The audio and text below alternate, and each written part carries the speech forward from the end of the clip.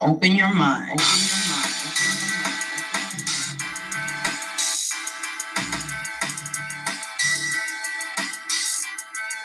The prophet of thought.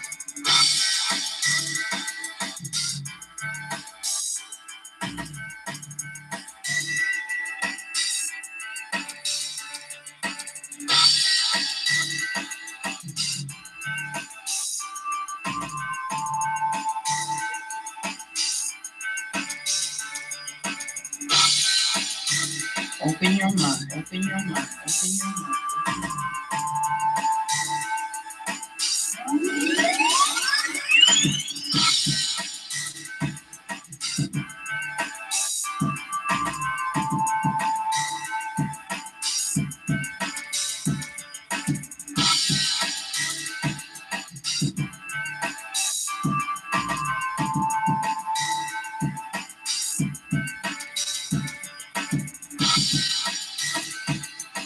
Prophet of thought.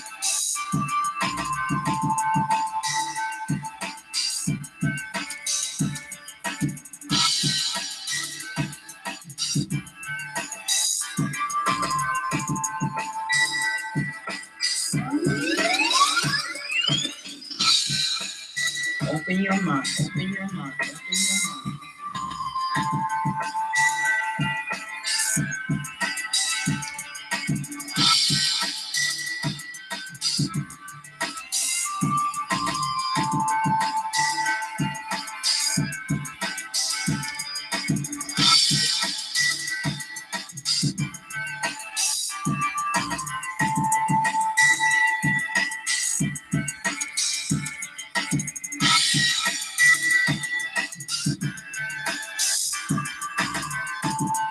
The prophet of thought.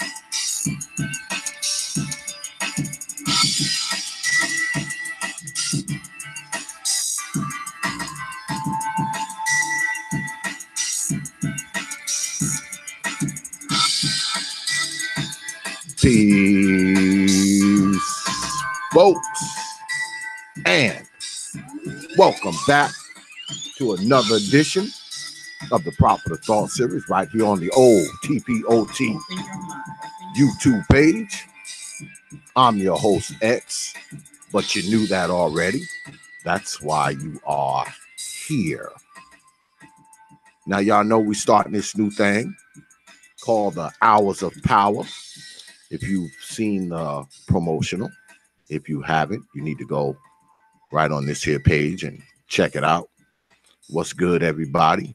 Like I said, we got this new thing going on, and what we're going to be doing every week, brothers and sisters, we're going to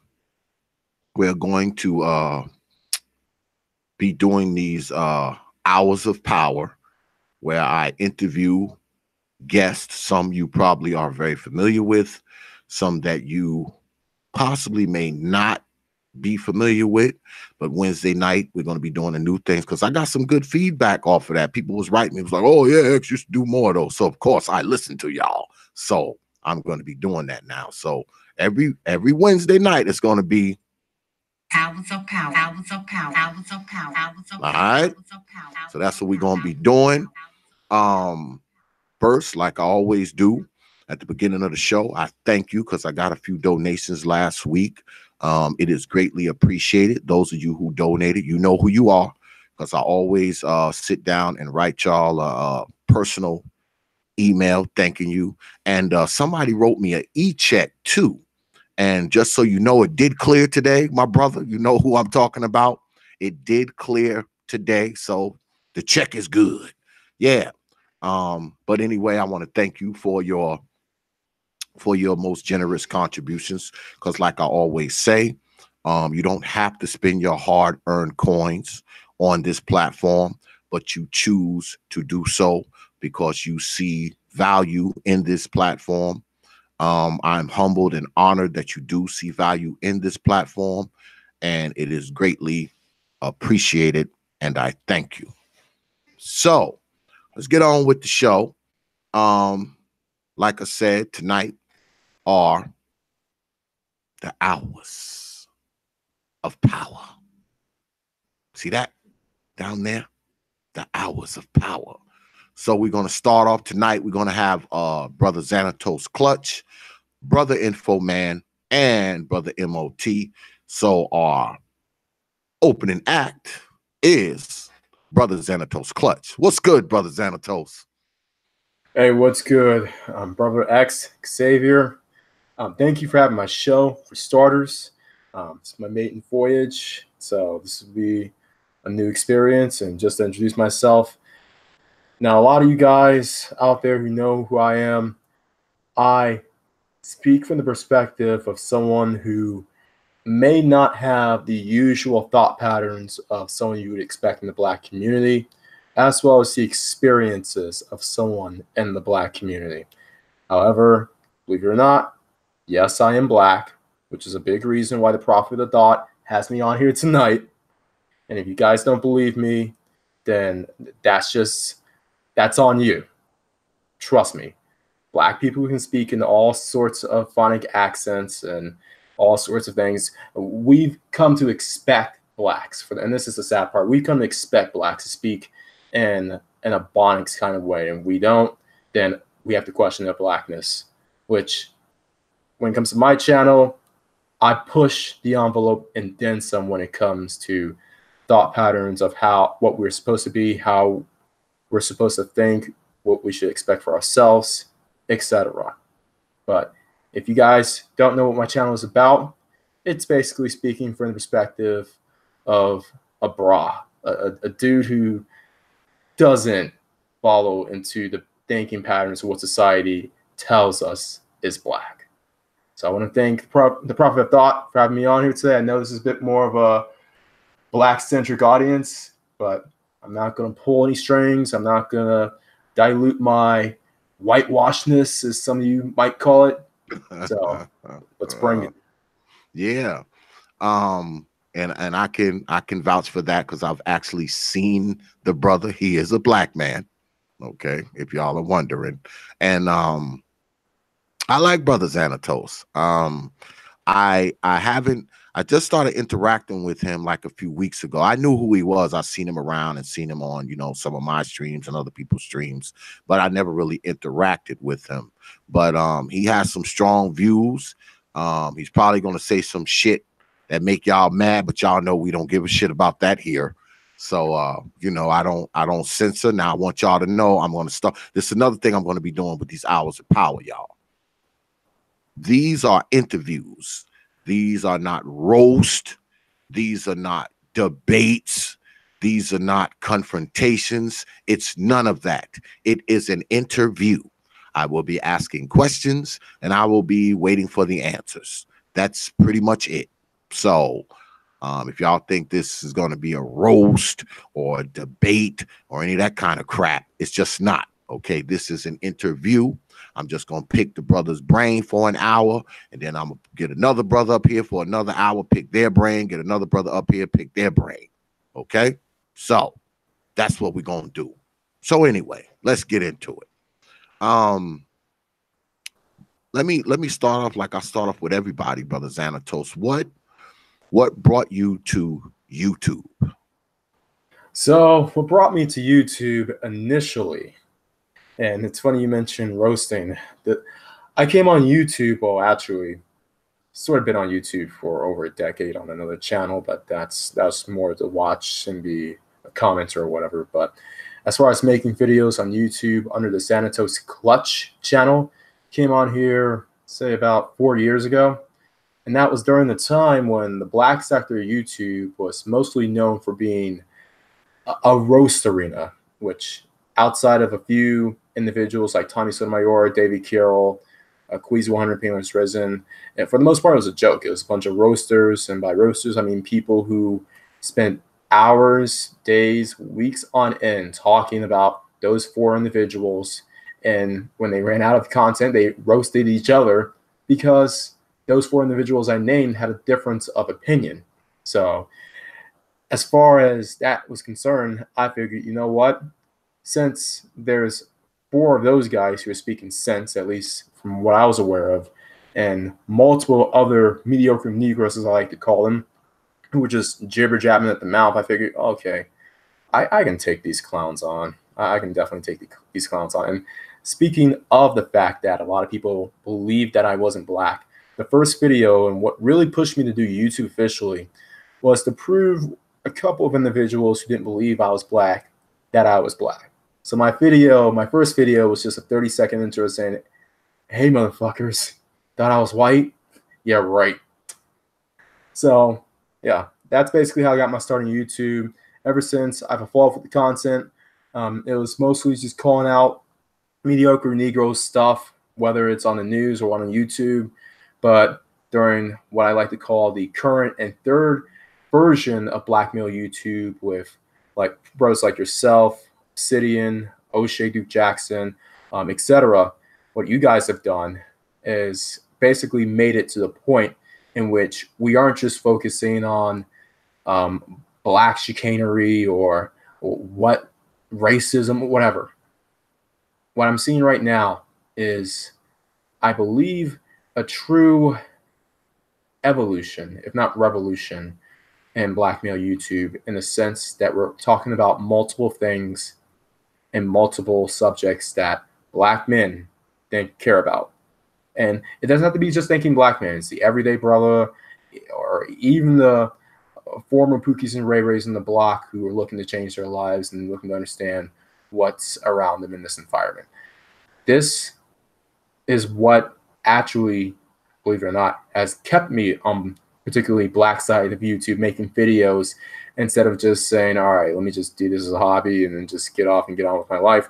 I figured, you know what? Let me contribute what I know, what I've learned out of life, in order to help other individuals understand where a person like myself comes from, where a person like myself who may not buy into the community and saving it and wanting to just be more individualistic, which I know is a very unpopular word when it comes to the pro-blacks, but very individualistic.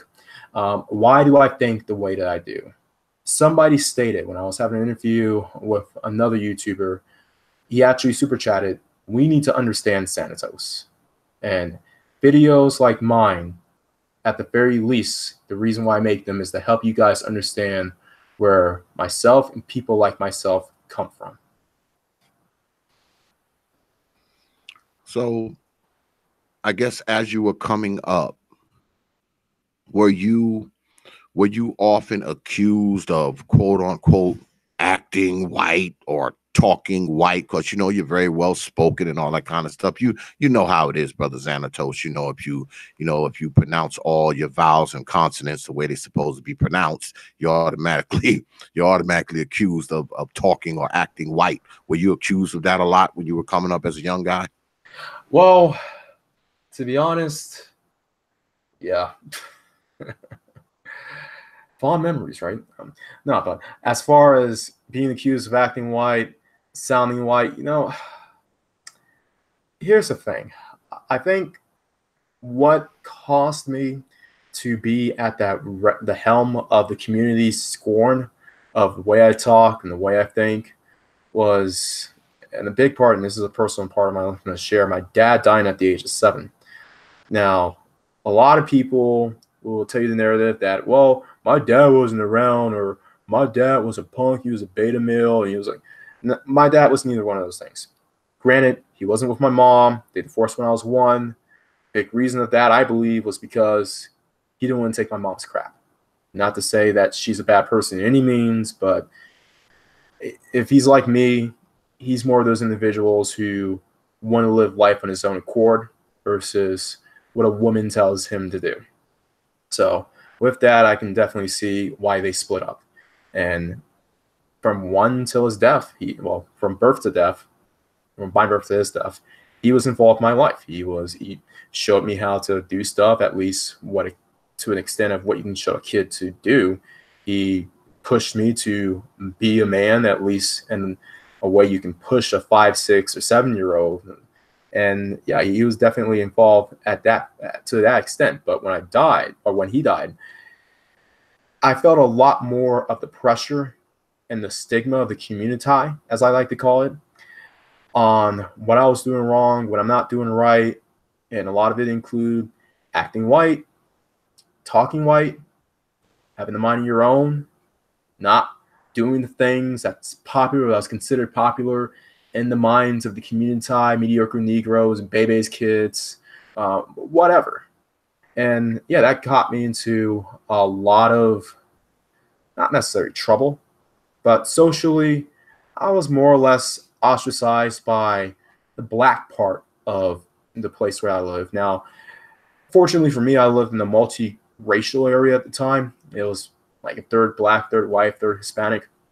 And for the most part, yeah, most of my friends I grew up with were, I'll be honest, a lot of them were like Hispanics, Asians, Middle Easterns. You got some whites who I grew up with. So the fact of me talking white and acting white, I mean, it's sort of a silly concept, especially due to the fact that I didn't grow up around that many white people to begin with. But and the fact that being considered talking white or sounding white, it just blows my mind because of two reasons. One, a lot of these mediocre Negroes who say that I talk white give white people too much damn credit. I mean, we got to go in. A lot of these white people that, even some I grew up with, but the people I've met throughout life who are white, I'll be honest, a lot of them have their own damn struggles. They act as if the average white person is living the style or the life of the rich and famous. No, the average white person at best is someone who's on the Dr. Phil show or calling the Dave Ramsey show, and at worst is someone who shows up in the Jerry Springer show. Those were the average few of whites that I got or I experienced throughout my lifetime, even to this very day. You're fading in and out, brother Xanatos. Yeah. Oh, my fault. Is this better? Yep. All right. Yeah, but as I was saying, the average white person, I mean, the fact that you're saying that I'm speaking white, one, shows that you guys take white people too serious. You think they're like better because they speak in a certain way. Two, it basically says that, oh, what, us black people can't speak in a certain way as well? And as far as the third case, I mean, why are we comparing ourselves to whites? I mean, look, you don't see other immigrants. And here's these same pro-blacks. They will use this same talking point. Look at what the other groups are doing. Look at what the immigrants are doing, the Latinos, the Asians. Well, you know what the Latinos and Asians are also doing? They're not comparing themselves to white people and white progress. They are running their own marathon. They're running their own race. And in many cases, they're kicking the whites' ass. So, yeah, but yeah, to answer your question quickly, yeah, I was giving crap for it, particularly from the black side, even from so-called family, relatives, which, I mean, is a big reason why I live like 2,000 miles away from them, but that's a whole nother story.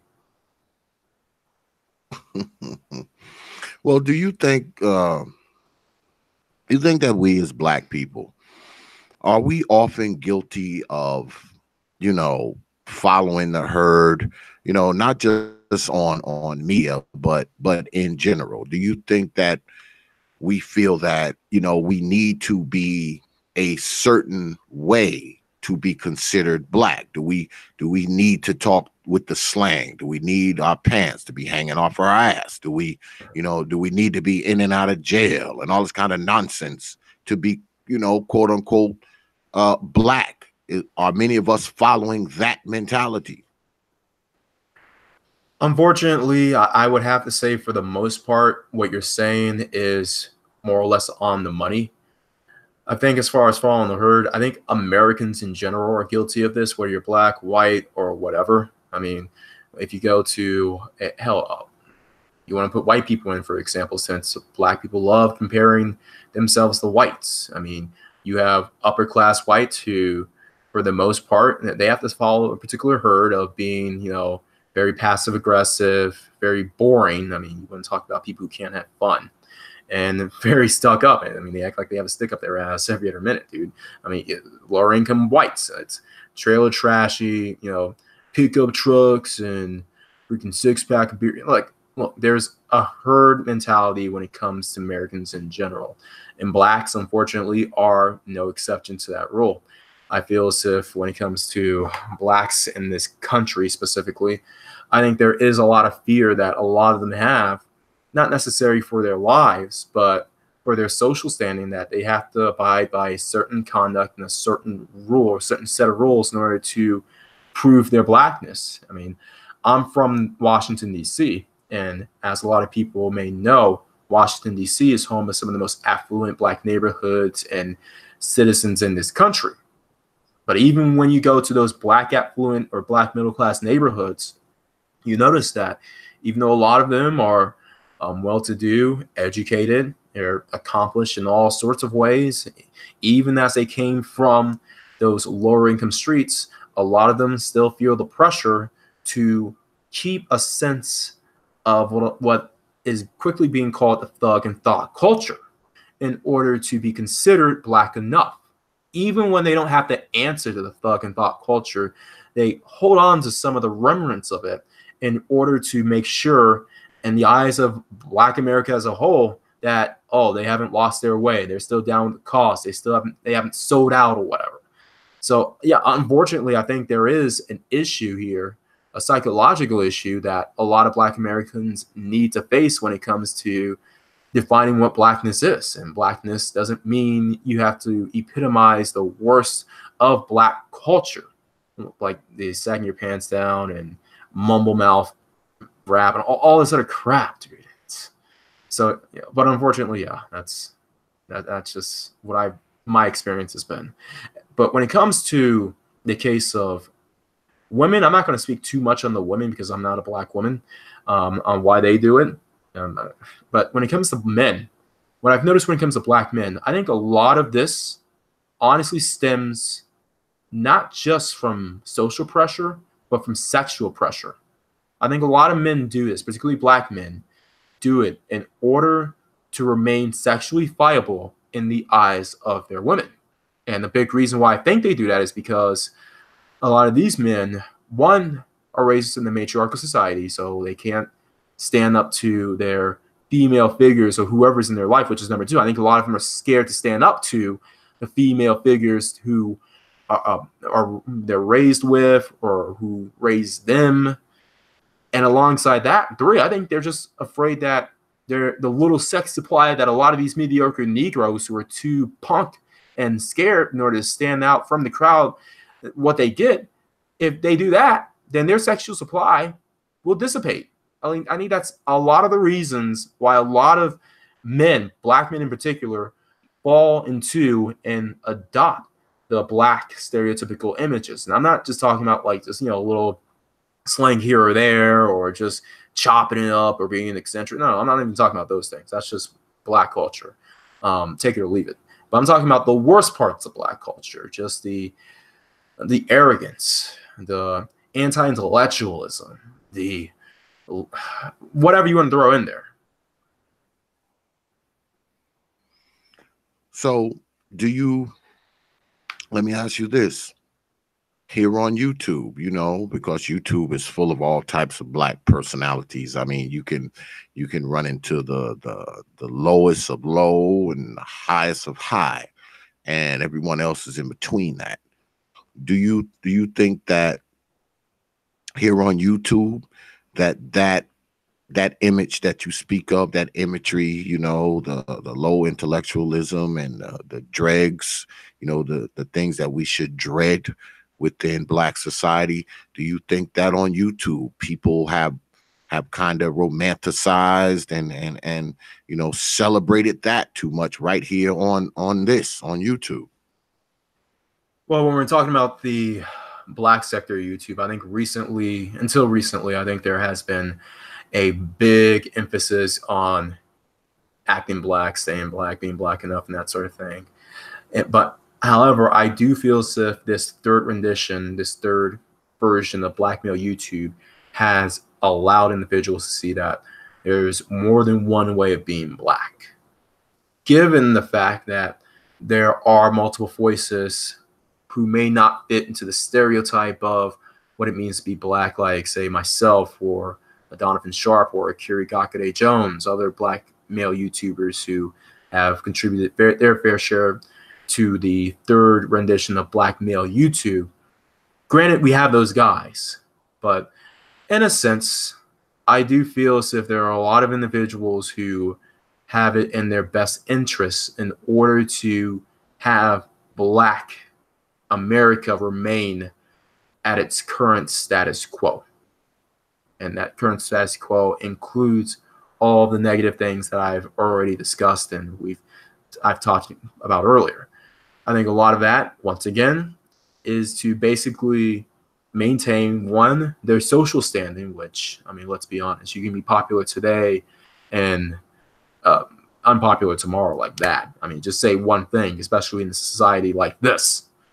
Either they perceive it as, one, wanting to maintain their culture or maintain their social standing, or two, maintain their sexual standing. A lot of these men, I hate to say this, they're afraid to self-improve, or they're just too lazy to self-improve. They don't want to do anything outside of maybe going to the gym like 2 times a week, or maybe dressing up and having the swag out gear. They don't want to do a lot of things to really improve themselves, to be sexually viable, to be elite, like building neighborhoods, building their own business, having their own or even just going to school or whatever. I mean, like a lot of what Black America considers lame or corny, the rest of the world, including other Americans, see that as building, as progressing, as being sexually viable. So I think there is a lot of pressure when it comes to, even on this sector of YouTube, you have some individuals who are pressured and have bought into the negative side of Blackness, whether it was from within the community or from what the outside forces have told them what Blackness is. And they basically want to force it upon everyone else in order to make themselves feel better, whether it's about their personal decisions in life and how they've been mediocre at best and failures at worst, or maybe it's just more of a crabs in the barrel kind of thing. I mean, if I'm going to be miserable and I'm going to hold on to this negative part of Black culture, then I don't want you to make me feel guilty of it, so I want you to be like myself. Otherwise, you're a coon, you're a buffoon, you need to get out of the community, you need to, you have mediocre Negroes talking about how 2/3 of Black men need to be shot because of whatever reason. I mean, you have just a silliness going on here. And yeah, at one point, I think we're going to have to really go at these guys directly if we really want Black male YouTube to be taken serious. And some of these guys need to be audited out, whether it's in a cataclysmic way of cutting them off, like completely disowning them, or just telling them, just go to the corner, be a commenter, and just stay in your place. We're going to have to go there one of these days. Well, let's talk about the Black community, as you call it. Every time you say that shit, man, that shit makes me laugh. Let's talk about the Black community. What do you see for Black society going forward? I mean, I hear a lot of people talk about this, and I'm always interested in what an individual's thought is on it. What do you see for, let's say, where will Black folks be in Black society in, say, another 20, 25 years? Where do you see Black folks? I'm glad you brought that question up, because there's actually one video I did, The 3 Fates of Black America, recent video, where I analyzed what I believe to be the 3 fates of what we call Black Americans. One, I see a lot of influence from Caribbean and African Blacks coming into this country, and because, let's be honest, they are kicking ass. They're kicking our ass as African Americans, and they're kicking white Americans' asses just as equally. And a lot of Africans are separating themselves away, slowly not surely, from, well, a lot of Africans and Caribbean immigrants are separating themselves away from African Americans. And what I think is going to happen is that there's going to come a point in which they're going to demand themselves to be seen as a different group of people. And I believe that due to the progress that they bring, the capital, the economy that they bring to this country, the innovation that they bring to this country, I think a lot of Americans, particularly those at the top, are going to see that they've been putting in the work, and as a result, they're going to give them some sort of designation of being a different group of individuals. I see this being the, I guess, the quintessential new Black America when it comes to those of ebony, traditional Negroid feature descendant individuals who have influence and affluence. Second group of individuals I see as the biracial class. A lot of these individuals, I believe, will grow in numbers as they already are. And a lot of these individuals will see the race issues that are going on in this country and noticing that neither side, neither the Anglos, your typical mediocre Anglos, or your mediocre Negroes who willing to budge. You got the Anglos on their racial shit, and then you got the Negroes on their unaccountability crap. They're going to see this, and they're going to say, hey, look, we don't buy into the crap that either one of these groups are doing. And as a result, alongside the fact that we're tired of seeing our light-skinned women not get with light-skinned and biracial men, but that's a whole nother story for another day. We're going to fight for our own identity, the multiracial identity. Now, you're going to have thinking Black men, thinking Black American men, a lot of us, well, a good amount of us who will have kids, will probably have kids in one of these other two groups, depending on where we breed. If one of the thinking Black men, if we get with an African chick or Caribbean chick, our descendants will be part of the first group. If we get with a non-Black chick, then our children will be part of the second group. Now, the third group, unfortunately, we lost. I see this. What's up? We didn't hear that last minute or so, man. You faded out for about crap. 40 You know seconds. what? Let me adjust this. All right. So, is this better? Yep. Okay, good. So the first group will be the African group. The second group will be the biracial group. And as far as the thinking Black men in this country, depending on where he breeds, if he breeds with a Caribbean or African, the kids will be part of group one. If he breeds with a non-Black chick, like his kids would likely be part of group two. However, the third group of individuals, unfortunately, I see this as the underclass Blacks, the permanent underclass Blacks, which, I mean, needless to say, we've talked about them ad nauseum. We know, we can picture what they are, but the only difference is that instead of doing mumble rap, they'll probably be doing humming rap. I mean, just saying no words and then humming rap. And they'll talk about how insightful that is and call you a coon if you don't agree. Well, if okay, let's say that happens. What happens to the just normal Black people who aren't part of, you know, those particular classes, you know, that are mixed with, you know, people from the Caribbean and stuff like that? I mean, what happens to those Blacks? So are those Blacks, are they worse off or are they better off during those times, if that's the case? Well, here's the thing. I mean, 20 years from now, obviously there's going to be working class Blacks, normal American Blacks who, I mean, it'll vary. I mean, some of them will do better than others. And I think it's going to be pretty much similar to what we see today. However, I don't see the normal traditional American Black family or the Black individual being in this static state much longer. I feel as if, depending on where the offspring of these average everyday American Black folks do, they'll end up in one of those three categories, especially within, say, maybe 50 years down the line. I honestly think that what we know now as Black America will probably not exist in its current form.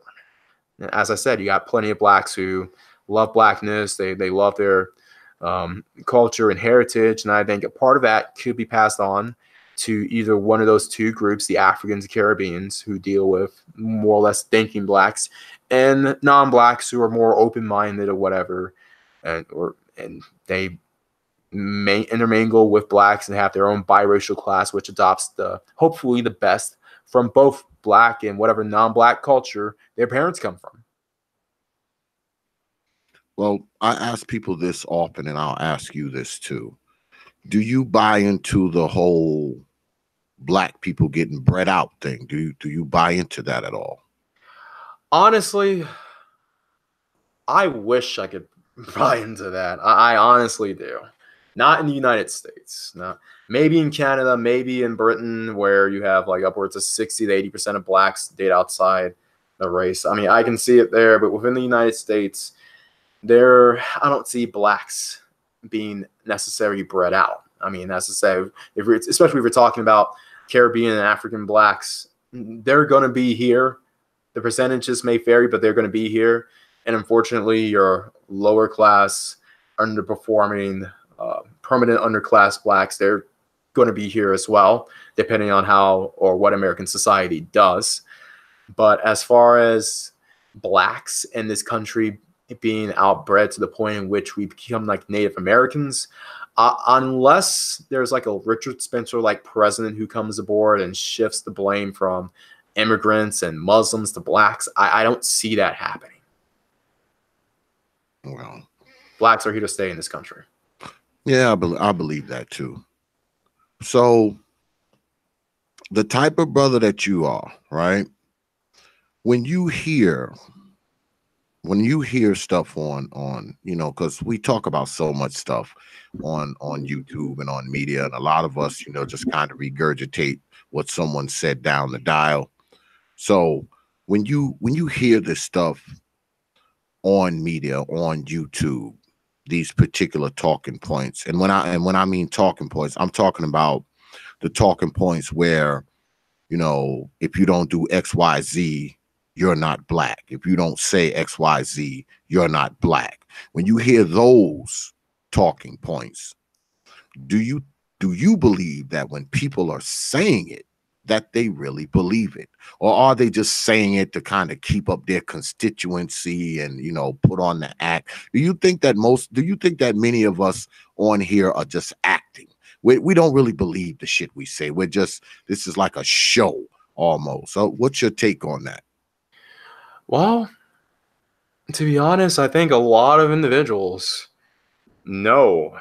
I mean, because blacks aren't dumb, despite what the media tells you and what certain parts of society want to tell you. Blacks aren't dumb. They aren't dumb enough to believe that acting a certain way or thinking a certain way or being a certain way makes you more black or less black.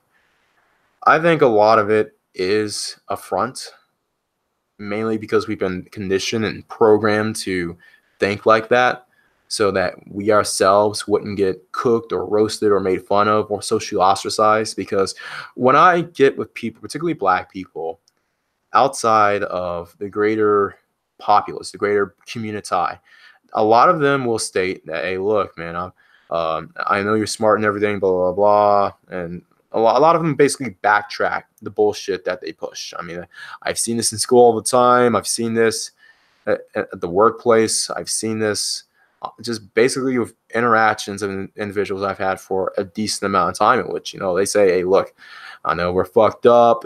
I know we're not in the right direction. I know you're different, but yeah. So, I mean, I'm just trying to keep looks and keep appearances to, you know, stay in good standing with whoever or whatever. So I think a lot of it is a show. A lot of blacks do know better. It's just that we, for some reason, as a whole, don't think that doing better will help us, honestly. I don't think a lot of blacks see the incentive, at least in the short term, on, you know, acting a certain way, thinking a certain way. And it's not just acting quote unquote white, but just, you know, having accountability, having discipline, just being on your purpose. A lot of them just don't see the benefit of that. I think America as a whole is a very instant gratification oriented society. And I think blacks have taken that to a whole new level, unfortunately, especially with the advent of the welfare state, the matriarchy, and just not having guidance from, I said, not having paternal guidance of any sort. Well, we know that, you know, the majority of us as black folks, you know, we came into this world, you know, without our fathers. A big percentage of us have came into the world with some old jackass mama. You know, Sure. me, I'm I'm very biased against these old mamas. Everybody who, if you follow the Proper the Thought series, you know X is very biased about these old mamas. But Oh yeah.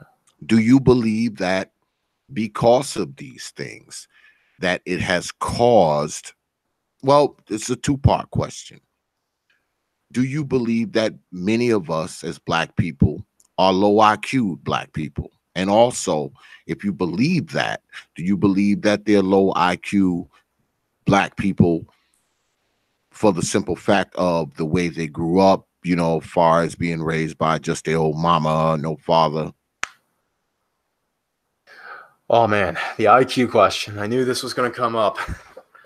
Now, as far as IQ is concerned, a lot of people, a lot of Blacks want to basically deny IQ, basically because as a whole, I mean, yeah, there are some tests that may have been racially biased, and I'm not going to rule that out. But overall, it looks like we're more or less towards the bottom when it comes to average IQ. But as far as that's concerned, do I believe most Blacks have a low IQ? No. As I stated in the last answer, I think a lot of this is for show. A lot of this is basically because we've been culturally beaten and ingrained that being dumb and having low intelligence is something that's considered keeping it real and keeping it street, and it'll impress the scraggle daggles. I mean, sisters. The scraggle daggles. Go ahead, man. My bad. I didn't mean that. No, you're good. You're good. I mean, a lot of us have been, especially the men, we have been beaten to death to believing that any sort of individual thought or cognitive thinking makes us sexually unviable. So I think a lot of us have been conditioned and have conditioned ourselves to quote unquote have low IQ, to the point in which I think it's reversible. I think this is one of the things that people are so concerned about their IQ. You can improve your IQ. Trust me, it improves with age anyway.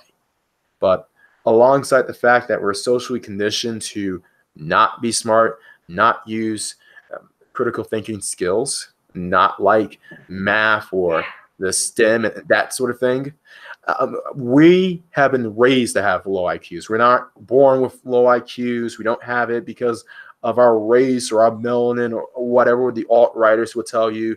This is a cultural thing, not a racial thing, not some biological thing that is irreversible. So we often hear the talk of, you know, what destroys Black society, or what has destroyed Black society, or what is currently destroying Black society right now. What do you think is the biggest problem in Black society right now? What's problem number one? Well, to this point, the hoteps who are listening, it's not racism, even though it does exist. I'm not going to go on the right side and say and pretend that racism doesn't exist and that freaking I don't know, my grandfather was given $50 for Christmas by skinheads or whatever. I mean, but as far as the number one problem in Black America, what's really holding us back, I think a lot of it comes from us being afraid to be individuals, us being afraid to step out from the crowd, us being afraid in general. I think Black America at this point, for the most part, is afraid. I don't think it's just one thing that they're afraid of. I think Black Americans as a whole are afraid in general, particularly and afraid to be who they truly are, to be themselves. And you see it every single day when it comes to Black American culture. We all have to speak the same way. We all have to watch the same things. We all have to talk the same way, which we all have to vote the same political party. We all have to either be Christian, or even if we're quote unquote rebelling, we have to rebel in the same way, whether it's the NOI kind of way or the Black Hebrew Israelite kind of way. And no disrespect to any of those individuals who follow any of those faiths, but there's always a similar pattern towards how we have to operate. Blacks, I believe, our number one problem is that we are afraid to forge our own lives. We're afraid to forge our own. I know this is going to be a nasty word, manifest destiny, in which we are the captains of our own lives. It seems like society, not just quote unquote the dominant society, but the communitized society, has a path for all of us. And as long as we follow that path, we'll be okay. Now, will we live the best lives that we could? Will we live to our fullest potential? Absolutely not. Because for the most part, the community has it in for us to either, one, screw up in the streets and go to jail, two, screw up in the streets so bad that you get killed, and this is particularly black men.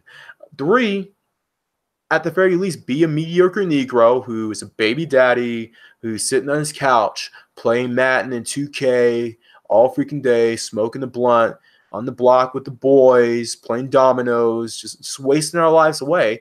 Or if you're not in one of those three categories, you're going to be a simp for one of these scraggle daggles who have had kids by those Negroes who are either dead in jail or just hanging on the block. And you got to be the cleanup man in order to go in, bail Shaniqua and them out, and just accept your lot as the simp. I think a lot of the community has it in for a lot of us men in particular in order to basically be servants. And I think a lot of us are afraid that if we stand out, we'll have nowhere to go. A lot of us do have that mentality, in a sense, that slave mentality of, if we step off the plantation, then where will we go next? Who will accept us? What can we do? What kind of friends can we make? What kind of family can I make? Will I have a family? And as a person who has escaped that plantation and has been out for years, and yes, a lot of it was even when I was in the community, and a lot of it cost me, and a lot of social opportunities, sexual opportunities, whatever. But I can tell you this: the plantation escape, it's long, it's hard, and it's dark. But once you get to the other side, you will truly know how it is to really be alive, and you will have as much opportunity as anybody else, who, even those who are non-white, non-black, to be the best you can be, to live your life, to be and live what you truly wanted to be before society gave you a preset direction. I agree. What I often hear when I listen to stuff on YouTube and other media forums, a lot of us, and I spoke about this last week on the other Power Hour, a lot of us, we talk from the perspective of struggle mountain, you know. Even those of us who aren't struggling, you know, we speak from struggle mountain. Everything is from struggle mountain, you know. And like I said, even from those who aren't necessarily struggling, do you think that many of us have the struggle mentality?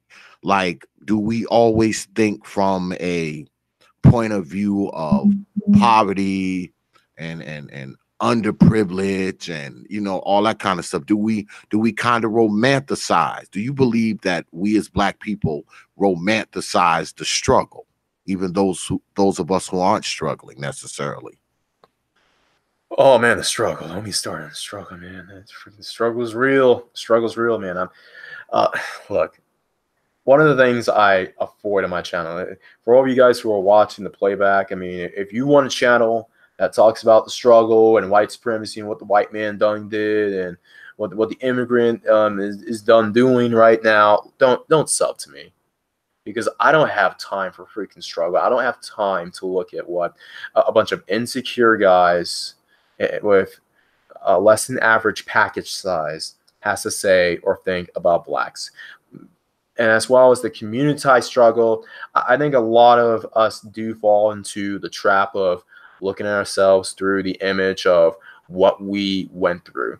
See, here's the thing, and here's the reason why I don't believe in a lot of black love, because from what I've heard and what I understood and what I've experienced, a lot of quote unquote black love does not come from genuine companionship and desire for one another. A lot of that, when you hear black love, when you hear black community, when you hear even black businesses, sometimes a lot of what is used in order to unify us as a people is our struggle, the common struggle of slavery, of Jim Crow, systematic white supremacy, racism, discrimination, freaking, I don't know, the white man done took the last copy of Fortnite, so I got to go to another store and buy it. I mean, it's, look, as far yeah, you got these guys pulling real things out of their ass these days, man. I mean, it's pathetic. I mean, you even got fake stories out there of people getting killed in foreign countries, and then all of a sudden they show up on Instagram, happily married and with a kid. I mean, the struggle. A lot of these mediocre Negroes, they want to use struggle either for money, which we see a lot in Black YouTube, or in order to excuse themselves on why they themselves are failures. I mean, we got a lot of failures in the community, American in general, but especially in the Black community, when you have all these mediocre Negroes who they themselves have screwed up in their own lives because they wanted to be. They're all these. A lot of these guys are some I want to be down as niggas who all of a sudden got caught up. They thought that they were bigger than the streets, better than the game, better than some of these women out here, and then they got caught up in jail, caught up on child support, caught up on not being able to go to the military, go to the trade school, college, whatever, and then they got to work their menial job that pays barely above minimum wage, and then all of a sudden, oh, we're in the struggle, we're getting held down, the white man is holding us back. No, Negro, you held yourself back. You can't even say the white man in your case held you back, dude. It's like, no, don't put your little sophomore struggles you did because you were out there cutting up when you were a teenager. And better yet, you were probably the same Negroes who were giving flack to all sorts of young thinking blacks, especially thinking black men, calling him all sorts of coons and buffoons, and thought it was funny because you were too pussy whipped in order to stand on your own. So you have to hide under the guise of the community. And then 10 years later, all of you find yourselves bonding over some struggle. Man, struggle these nuts. That's funny. Do you? Well, I also believe that we romanticize the struggle too much. Me, I try not to do that because I'm not a struggling person. I'm just not, not to brag on myself, but I'm just not. I don't have to eat roaches. I have cars and a house and, a business and things of that nature. So, I can't really talk from struggle mountain because I'm not standing on it. Oftentimes, and I've noticed this because I've only been on YouTube like 3 years, I've been on YouTube like 3 years. And what has happened over a course of time is that people change, because I've even changed myself. If you look back at stuff I did 3 years ago, it's a little different now. So do you think that a lot of people on YouTube kind of flow with the tide when it comes to the talking points? Are they one way, last year, and now this year the tide's going, they were flowing this way last year. Now they're flowing the other way this year because that's the direction of the tide. Do you think many of us are guilty of that? Oh, yes, the tide. Well, when it comes to what I've seen on YouTube, there are individuals who tend to change up depending on what's popular. I mean, you have certain YouTubers who say they're conscious or pro-black or whatever they want to use. These same individuals who I won't give any details, but 5 years ago they were basically copying other YouTubers talking about some hyenas and BT whatevers. But as far as this goes, there are people who can genuinely change for the better. There are individuals who may learn a thing or two or may have crap given to them. I mean, they may have, I don't know, individuals who may bite them in the ass, and then all of a sudden they see what's truly up, and as a result, I mean, they change their ways around. They join the dark side that has brownies, meaning the black manosphere, the red pill manosphere. And I got to shout out to you for that. I mean, I know I won't get into your history. You can do that yourself, but I mean, you've changed due to some unfortunate incidents by some daggles. But as far as yeah, but as far as that's concerned, I mean, I think everybody has the ability to change, whether it's changing because of genuine reasons or changing because of popularity, of the tide, of what they see coming down the line. I think we have to be real careful and real analytical and researching why these individuals are changing, because let's be honest, a lot of individuals, they don't change because of other people. They change because of themselves. And a lot of individuals, especially these women, they've been tuning up and tuning up. They've been changing their tone in order to reflect black manosphere talking points. The reason why they're doing that, I hate to say this for you guys, it's not as genuine as you may think. These women aren't coming around because we've built the black manosphere to be respectful and respectable. They're coming around because of what they perceive as the cuts that are coming down the line, particularly the cuts to their way of life, to their bailouts, to their government jobs, or Section 8, whatever. And because of this, a lot of individuals, particularly women, are quote unquote coming around the manosphere, particularly the black manosphere, and talking about how, oh, bless you kings, and we needs the black man, and all this other kind of stuff. And although they're never really genuine about it, notice the language that they say, oh, we need the black man, bless you kings. A lot of it isn't used for them to praise you, to praise us. A lot of it is to put us in the position to serve them. Oh, we need you kings. To do what?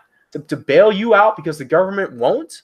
Because the Federal Reserve, or the world reserve currency is shifting from the dollar to whatever? We see the trick. We see the chicanery behind this. And as far as I'm concerned, when it comes to those individuals, as you give them the wall of silence, you just ignore them. You don't even entertain them. You don't even go back and forth with them with all these debates and hangouts and all this other kind of stuff, because if nothing else, they feed off your attention. They feed off our attention. And the worst way you can punish these individuals is not to even care. The opposite of love isn't hate, isn't yelling at them, isn't calling them all sorts of ad hominem attacks and talking about their fuckery. No, the opposite of love is indifference. That's how I fight a lot of these threat daggles, and I have not yet once got flagged down by them. Wow. I agree. When I started these, this hour, these power hours things, I actually had a few females that I was gonna have on, and then I decided against it. Like, no, this is the 3 hours of brothers. This isn't gonna be ain't gonna be no hoes or no what. No, there's 3 brothers every Wednesday. That's what we're going to be doing. I totally decided against it. My better judgment took over. And I decided that I'm not even going to have, when it comes to the power hours, it's not going to be. Notice you don't see many females on this platform anymore. And it used to be a lot of them. I've had, even when I was on the radio, because I used to do radio years ago, I always had a female co-host. I mean, I went through a few of them. Okay. I went through a few of them. And it seems like since I've gotten away from having females on my platform, I'm more goddamn popular. I just don't think that's a coincidence. My subscriptions are up by 35%. my views are up 30%. My donations are up 45%. And if anybody that thinks I'm lying, I can freaking screenshot my damn analytics right now. Okay. Ever since I've like gotten just by myself, all of those numbers are up. So that tells me something. I don't need them. So yeah, well, let me ask you one more thing, because I got old Info Man coming up next. Let me ask you this last question. Are you a political guy? Are you involved in politics at all? Do you follow politics? Are you? I'm from Washington, D.C. Of course, politics runs in my blood. I mean, look, politics for me, it's like sports, dude. It's like it's sort of like a higher brow version of professional wrestling, especially back in the '90s when like pro wrestling was cool and everybody, including myself, watched it. That's how I see politics as. I consider midterms to be the playoffs, and I consider the presidential election to be up there with the Super Bowl, man. I mean, it's midterms and was it primaries? They're like playoffs for me. But the Super Bowl, I mean, that's like, yeah, the presidential election, man. Look, unless we're doing something big, then do not bother me. I'm paying attention to this. Like during the midterms, I had all three of my screens had all three of the major news broadcasting channels just to watch the results. That's how big I am to politics. So yeah, I'm definitely a political junkie, man. I'm definitely in. And well, one last question. One last question before I let you go. What's your thought about, being that you're a political guy? What's your thought on Mr. Donald Trump? Donald Trump. Good question. Now, there's some things that he's doing that I don't mind. Things like at least putting on the rhetoric of tackling down immigration, of saying he's bringing jobs back, that sort of thing, which I mean, I don't mind on the surface, but get me. Politically, I'm more libertarian than anything else. I mean, I'm not registered with them, but if you look at my political views, then they're fiscally conservative and socially live and let live. So when it comes to Donald Trump himself, when it comes to him and the social issues, as far as that's concerned, he hasn't encroached a lot on the liberties of individuals. As a matter of fact, he's done some improvements, depending on who you are. Now, if you're a transgender person in the military, that's a whole nother issue, but I'm not trans, so I don't have much to worry about. But when it comes to the economy itself, he's doing an all right job.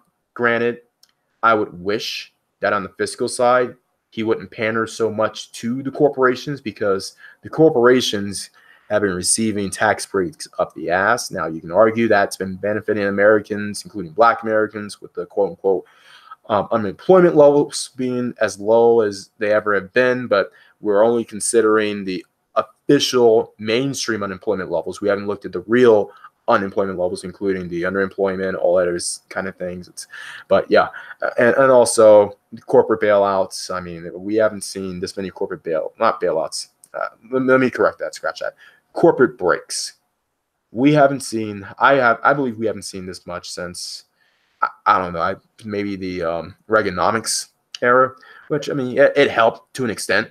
But as far as Trump is concerned, he's not making me lose sleep. I mean, I'm pretty indifferent. Politically, I just wish that he wouldn't answer to certain other countries, if you get my point. I'm not going to say names, but geopolitically, there are places where he can stand up and practice being the United States of America, especially against these other countries who think they could do all sorts of things behind our back and in the name of America. I mean, as far as the war is concerned, he's no worse than Obama, in my opinion. I mean, as far as withdrawing troops, I would like to see him do that. I would like to see us being more of a sovereign nation. And as far as civil liberties at home are concerned, I mean, he hasn't done, I'll say this, Jeff Sessions getting fired was great. It was a good move, not because he withdrew himself from the Russia investigation, but because hopefully we can get someone, particularly someone at the Department of Justice, who is more about civil liberties, who is more about individual rights, who is more about not increasing the police state that we've seen, especially during the Bush and Obama years. And I'll just say this, someone who will legalize pot. That would be nice. But hey, brother Zan A Toast, man, I want to thank you, man, for coming on the Hours of Power. I enjoyed this, brother. You know, and I'll see you around. You know, we kind of travel in the same circles. So I will see you around, man, and I'll see you in the next one. I hope you come back, man, at some point. All right. Hey, thanks for having me on here, and shout out the information, man. I'll be looking for your interview. I'll head out now, but I'll be on the sidelines. Okay. Thank you, brother. Thank you for coming on, man. I appreciate you, brother. All right. Peace. All right. We just got off the horn with brother Xanatos Clutch, our opener for the old Hours of Power. Hours of Power. Hours of Power. Hours of Power. Hours of Power. Hours of Power. Hours of Power. I like hitting that button. Sorry, y'all. Up next, my man. Full disclosure, you know, I don't want you to think that, you know, brother Info Man is just some guy that I kind of, you know, picked out of the sky. You know, me and the brother actually have interacted quite a bit. He's actually one of my favorite YouTubers. But this is the first one-on-one that I've had with him. And I'm happy that he's on. So I bring to you brother Info Man. What's good, man? It's all good, brother. I'm glad to be here. And I was listening to a little bit of Clutch on there, talking, speaking his mind, speaking his truth as he sees it, his experiences. And brother, I'm glad to be here with you. So I want to say to you, thank you for having me here. Oh, absolutely, man. I've been meaning to get you on 101, man, and pick your brain a little bit. Well, I'll start off with the same question I start off with everyone. What brought you to YouTube? Well, really, and I've said this before, it was really about trying to have a voice to speak upon issues from my perspective and experience that I was not seeing in the quote unquote, as I like to call it, the alphabet news, you know, the CNNs, MSNBCs. And a lot of times it seemed like you always had these talking Negroes on television who really did not get down to the nitty gritty of the perspective of the everyday person. So that was one of the things that inspired me. But prior to being on YouTube, I was doing some blog talk radio with a good friend of mine that goes by the name Lions Den. I bring him on my platform quite a bit. We've interviewed people together. I was doing some blog talk radio with him. I was doing some stuff on Facebook with him as well. And then I got into podcasting. So those were some of the things that I was doing prior to that, well with my career and doing some community types of activities that kept me busy. So YouTube was just basically a way for me to be able to express my thoughts and share thoughts with other people, like-minded people about issues that were not being addressed. I hear Arsenio all the time saying that Black men, we don't really have a media. So I saw it as a way to like, let's speak to issues that speak to real ground on the ground Black people. So that's how I got started, and it just evolved from there. So and here I am, you know. And I gotta be honest, man. Since I've been doing this, I have to say, you know, there's good and bad with it. But the good is that I've been able to connect with brothers like yourself, speak to like-minded brothers, and even brothers who have different opinions than me. Even if I disagree with them, the fact that I'm able to connect with people who are all over the damn world, all over the country, that's fantastic. You know what I mean?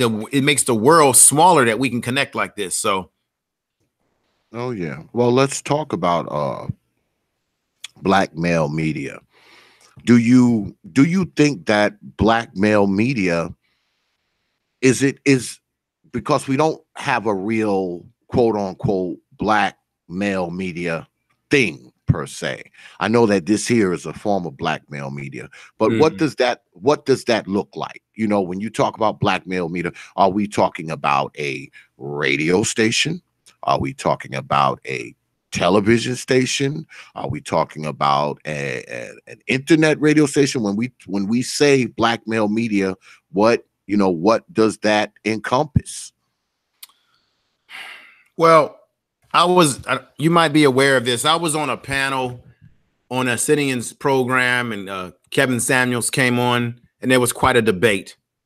I had the audacity to bring up the issue of maybe we should start with creating a super channel on YouTube where for Black men. And of course, it was brought to my attention that at some point in time with O'Shea sitting in, I think Angry Man, a few others, Kevin Samuels, they tried to put such a construct together. And I guess there were some ups and downs that did not make it successful going forward because of whatever personal issues that people may have or may not have. I brought that up because I feel like if you're going to have a black male media, let's start at the ground level. We got black men on these platforms, using these various platforms. Let's unify and come together. And so on that platform, there was a debate. I think a brother by the name of Preem came on and had a debate with Kevin Samuels. And Kevin Samuels said, well, in order to have that, you got to have brothers that are willing to do what? Give of their time. You got to have marketing. You have to have people that's going to go out and try to cut deals with corporations to bring in dollars. Then there was the question about, well, will they want to fund and sponsor the kind of material that we as black men want to speak about? So it got very heated. The conversation got very heated and very, and Kevin Samuel made some good points. He said, well, if you got brothers on YouTube that are getting a lot of followers, the problem with black men not having our own black media is that we don't support each other. We're not taking money out of our own pockets and saying, let me support a prophet of thought. Let me support this brother here. And that is our biggest obstacle, is that we have brothers that on YouTube that will follow you, that will some that will support, but overall, to get us to where we need to really be, Kevin Samuels made good points. You need to have full, all hands on deck support to get something like this. So I figure starting with YouTube, and then you can branch this off into other areas. Like I think brothers should start creating their own websites, so that if YouTube cuts us off, you have another avenue to push the content. I know there's Avengers TV. I have talked personally and interviewed Brother Youssef of Black Junction TV, who told me and many of the people that were listening that he does not want to take corporate money because he does not want black people to be dictated upon the type of issues that we want to talk about. So that has taken that brother quite a bit of time to get Black Junction TV where it is. But the bottom line is the brother has a platform, and I wish more black people would support him, because we are really, black people are very responsible for the success that YouTube has today and where it's going in the beginning stages.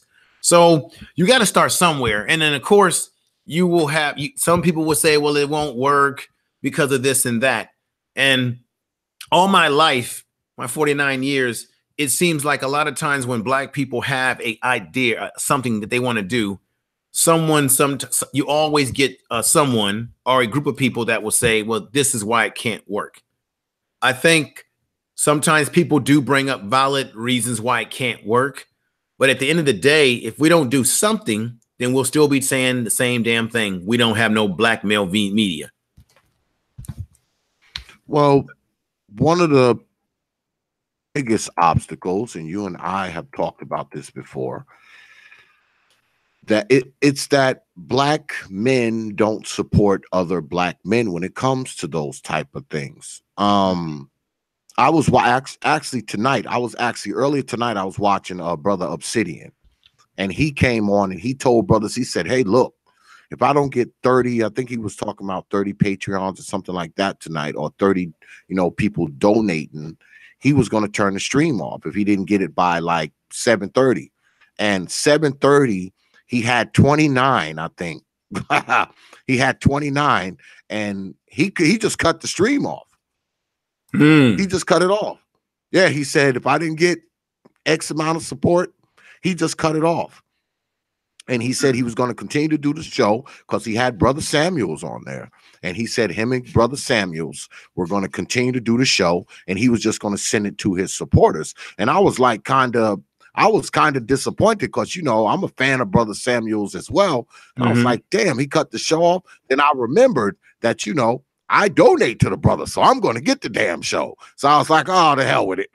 But my point being is that why do you think when it comes to black male media that the brothers don't support the other brothers? Why do you think that is? Why is that such a big hurdle for us to hop as black men? I honestly think we have a lack of trust for one another. You know what's going on these YouTube streets right now. You've heard about certain individuals that have gotten money from people that are trying to support them, and then you find out that there could be, quote unquote, some fraudulent stuff going on. And so when you have prominent people who black people put their trust in other black people, and you see incidents where those individuals have gotten their money ripped off or they've been scammed in some sort of way, yeah, I think it reinforces the mistrust, the distrust that we have in one another. And I think the reality is that, be honest with yourself, Brother X. How many black men have grown up since they were little kids? Now, this is generational, of course. We're in different generations, saw different things. But let's bring it up today. How many black men have really grown up watching black men in charge, black men large and in charge, black men doing business with each other? All right. We certainly see white men doing business with each other in other groups, but we often don't see with our own eyes black men exchanging business discussions. We hear a lot of Negroes talking about football, baseball, and basketball. When you go to the barber shop, everybody's talking about boxing and sports and what woman they're laying, right? Not that there's not barbershops that do talk this kind of talk, but I'm just saying in general, most of the time you hear black men dialogues about stuff that doesn't really matter to the bottom line. So when you grow up and you don't see that, I think that tends to put a distrust that you have for your own people because you don't really see it. And then when you do hear about black people coming collaborating, you're always hearing about a scam. Come on, Brother X. How many times have you heard where a black person is doing business and you hear black people saying, well, I don't want to do no business with Negroes because they don't do stuff right. They don't do stuff on time. They don't pay their bills on time. They don't, when I do work for them, they don't pay me. We all have experienced that. We've all have heard that. And I think that reinforces these stereotypes, reinforces our distrust in one another. And therefore, when you have black men saying why black men are not supporting each other, I think that's one reason. And I think another reason is that we sort of take each other for granted. It's just like if you had a business and a brother goes in there and he says, come on, man, give it to me half off. Come on, man. Right. And you assume because he's black and you're black that you're supposed to give him a damn break. And he ain't supposed to just, and we never question white folks about their businesses when they have a price on the label. And even when I was in school, you would have other black students that would come to the black professor's class late. They would never do that to the white professors. So we have a lack of respect for our culture and for one another, and particularly for men, in my opinion. Well, I believe that we should, as black folks, we should have, black male media, where men can talk about men stuff and the stuff that affects men. Do you believe that some of us, do you think that we're not monolithic enough as men? Do you think that we as men have so many different interests that if we had more of the same interests collectively, that we could be more successful with building this, this black male media thing? I feel like there's an old saying that leadership attitude reflects leadership. And I believe that if we had sort of a norm, a culture of this is what we get into. We're into business versus sports and all this other stuff that we seem to focus our attention on. If we could just change our ideology. And this is why YouTube is powerful. I remember I was on a panel with Angry Man and he told me that the videos that we make, you don't know the power and impact that it could have on a young mind for the positive. If we could just change the narrative like we do on YouTube with brothers, we have the brain trust. Those brothers are on there talking about science and business and investing. If we could just get more of the intellectual conversation to change the narrative, and get away from the bullshit conversations, I think we could change. We could make some changes. I just think it requires a new cultural conditioning reinforced by Black men. We have to change. For example, what do children usually do, X? They watch everything that you do, right? Didn't your parents, when you grew up, they would say, do as I say, not what I do, right? They would say, do what I say. But that's quite the opposite, in my opinion. Children don't do what you say. They do what they see you do. They watch what you do. And if we as Black men change the way we operate and move with each other, then we may be able to see a change in our youth coming up towards the attitude towards their respect to Black men, the Black community, and the idea that, hey, I'm not focusing on growing up to be a basketball player, football player. I want to go into business because I saw my father doing, I saw my uncles, my cousins. So it's a changing of our culture. Has to start somewhere. Okay. And what better way for it to start, Brother X, than on YouTube when you've got brothers following very well-known prominent YouTubers who have a lot of followers. And if Kevin Samuels is saying, wait a minute, it's not too much to ask these brothers that you're giving content to support you so that we can create something bigger than just YouTube or can create a conglomerate. I don't believe that that's too much to ask our own people. You know, Black people have this problem where we beg for what we need and then we go out and get the hell what we want. That's the wrong attitude. But we seem to do that. Beg, beg, beg, beg, beg. Please give me books for my kids' school. Please give us this. And then we got time to buy Nike shoes and all this other kind of stuff. So really, there is no excuses, Brother X. There's no excuses, really. Well, of course, I agree. I think oftentimes, man, we just we think so much lesser of our brothers, I guess, because deep down inside we think lesser of ourselves. I mean, I don't know. But I know a brother like you, I mean, you're very progressive, you know, you're very progressive in your thinking. And I guess that's why you can kind of circumnavigate your way through many different platforms, because you have very progressive ideas. Do you think that's a problem with us as brothers? Do a lot of us just lack the gumption and the ideas to kind of to press forward? You know, are some of us living in the past? Do we have somewhat of a past kind of thinking when it comes to this kind of stuff? Wow, that's a good question.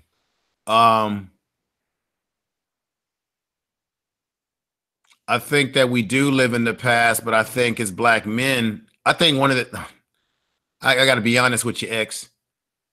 This is something that we never address. Black men have a lot of pain. It's like a patient that's never been treated.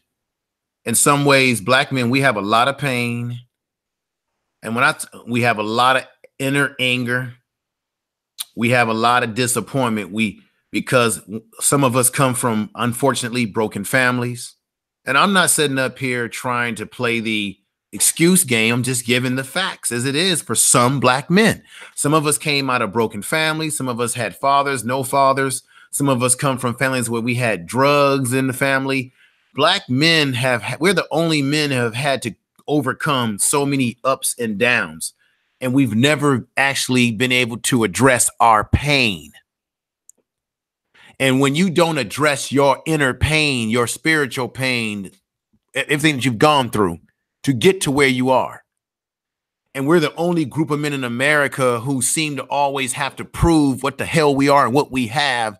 Even when we are successful, we still got to prove to our people, right? So the question is, have we even healed as men to be able to get over the hump going forward? Have we really addressed the issues that we struggle with as individuals and collectively? Have we really looked at our shit?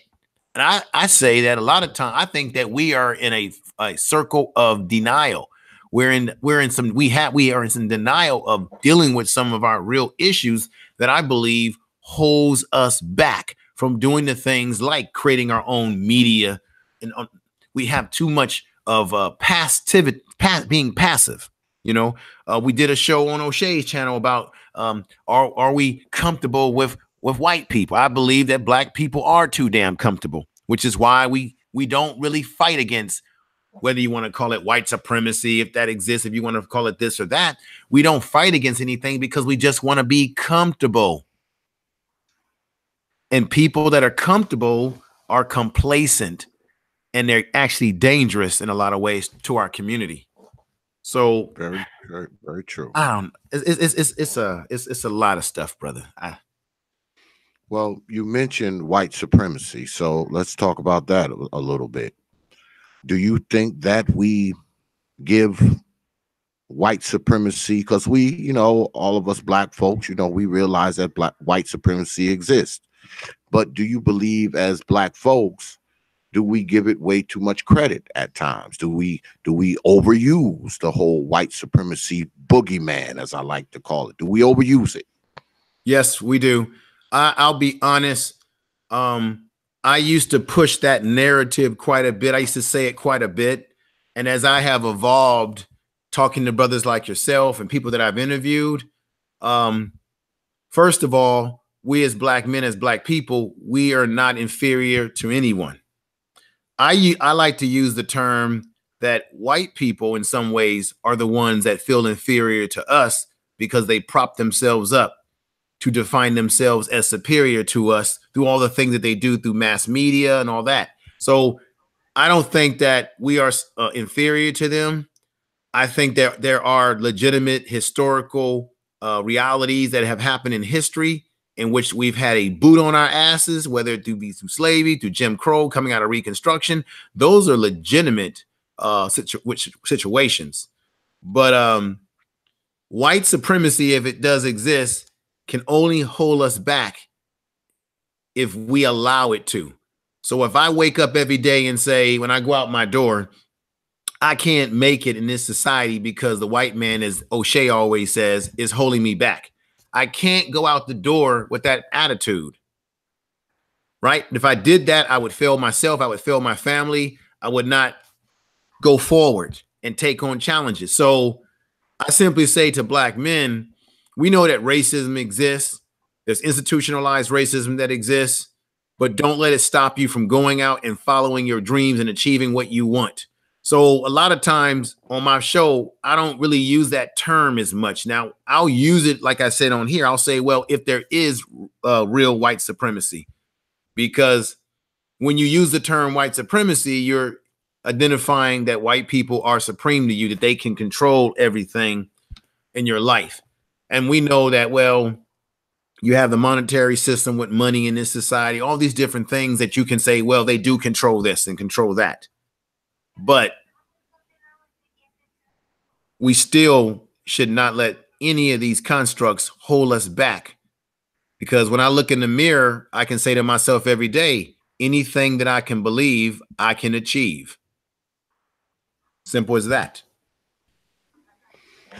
Well, do you think that, because we're gonna stay with the white supremacy thing for a moment. Okay, no problem, brother. Do you believe that under this white system and white power structure, who do you think, I know you just said that white supremacy only has as much power as you give it, and I believe that too. So who do you think white supremacy affects the most in black society? Who's most susceptible to the so-called, you know, I'll say again, the white supremacy boogeyman? Who's most susceptible to that? The most susceptible black people in this society to that reality are black people that are on the lower social economic ladder of this country. So therefore, let's say, for example, in some of your urban settings, which are your most poorest areas where you have drugs, you have crime, it's already been proven. You take jobs away. You look at Detroit, for example. We all know that Detroit was a a vibrant city. Black people moved there, migrated from the South in droves because of the automotive industry. And it was a time that all you need is to work in one of those factories, and maybe have a high school education, and you could put your kid through college. You could have a house, a car, so-called American dream, right? And the minute they destroyed the industry in Detroit, what did that do? That rose up crime. That destroyed the whole economic foundation of the community. So therefore, when you destroy an economic foundation of a community and people begin to get in crime and they get in trouble in the injustice system, as I like to call it, they don't have the money to get the best representation that can get them out of trouble. I think the O.J. Simpson case is a perfect example of a black man who had whether you think he was guilty or not, that's not my point. The point is that he had the money and the resources to get the best representation as possible. And therefore, he was able to have better equal access to justice, so-called justice. Okay. A black man who does not have that resource can't get himself out of trouble. Right. So, and then those communities are most occupied by police, which means you're going to come in contact with more police. You're going to come in contact as a young man who maybe you're not in a gang situation, but you're being influenced by gangs in those communities to turn another way. See, so I think that those in those circumstances, they're the worst off.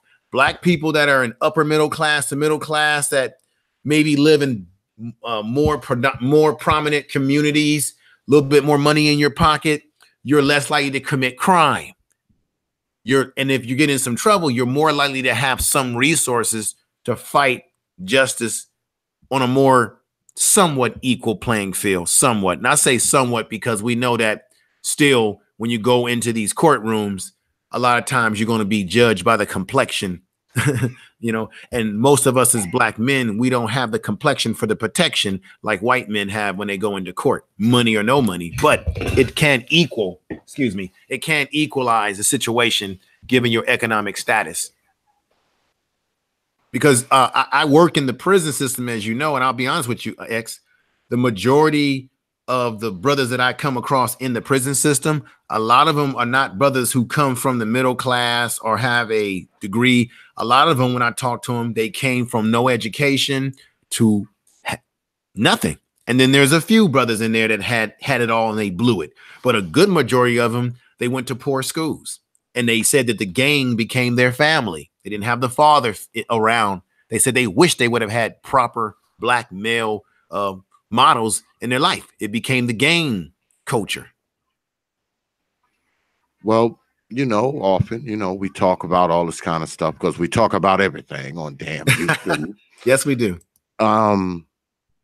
We take a brother like yourself, right? Obviously a successful brother, has a career, educated, understand what's going on in the world. And some people will say, oh, not everybody was as fortunate as you, Info Man. We didn't have this and we didn't have that and we couldn't do this and we couldn't do that. So what kept you from becoming one of the people who say that? What kept you from becoming that person who said, oh, white supremacy got me. I can't do nothing because of the white man and all this kind of nonsense. Mm-hmm. What kept you, Info Man, from becoming that guy? Let me give you a backstory. A lot of folks probably don't know this about me because I don't wear it on if you come from the streets or you have street experience, I'm not one that believes that you have to wear it on your shoulders or wear it on you like it's a badge.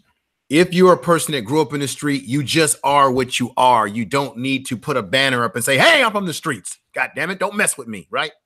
A lot of folks may look at me and say, oh, this dude probably come from an upper middle class family, suburb. No. Check this out, Brother X. I was born in Baltimore, Maryland, but most of my family is in Baltimore. I've gone back there. I visit every now and then, and I have family that live in some of the most grittiest areas. And my mother came out here. My father and mother divorced when I was very young. She came to California, and at one point in time, we were homeless. So you're looking at a brother who damn near was homeless, living on this damn near, okay? You're looking at a brother who knows what it's like to eat a sandwich with syrup on it, okay? Cereal with milk. So, because my mother was poor. My mother did not have a college education, okay? My mother did everything she could to make, she made the money under the table.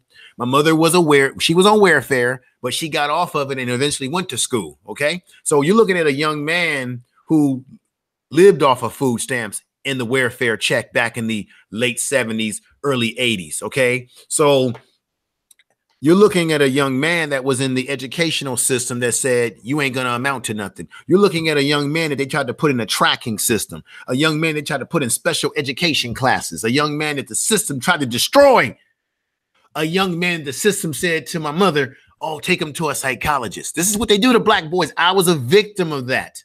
See, then my mom met some knucklehead and I had to experience domestic violence firsthand with my mother. See, I come up the hard side of the road, brother. You're looking at a man that grew up watching my mother do kitchen table economics, where you see the money getting counted on the table for this for that, this is for that, right? This month we're gonna have to eat frankenbeans. God damn it, right? You're looking at a young man that when my mother was out of work, I was busting my ass to do things out to get money in the house for her. Okay. A young man that was working under the table at 12 years old at a shoe store that a black man owned, who showed me work ethic at a young age. So I didn't come up in no suburb. I'm just a brother who got lucky to go to college on a Pell Grant. Okay. On grant money because of our economic situation. And I made the best of my education because I knew that education was my only way out.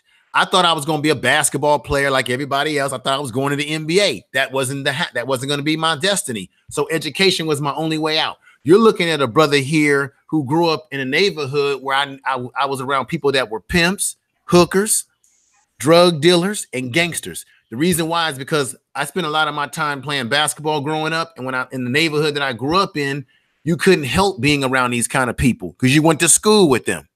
I've seen a guy get his head blown. I had a best friend who died in a crack house. He was selling them drugs. I watched somebody get their head blown off right in front of me. So I didn't grow up in no little majestic environment. I ain't no damn Prince of Bel-Air. I mean, I may look like I'm Prince, but I'm not.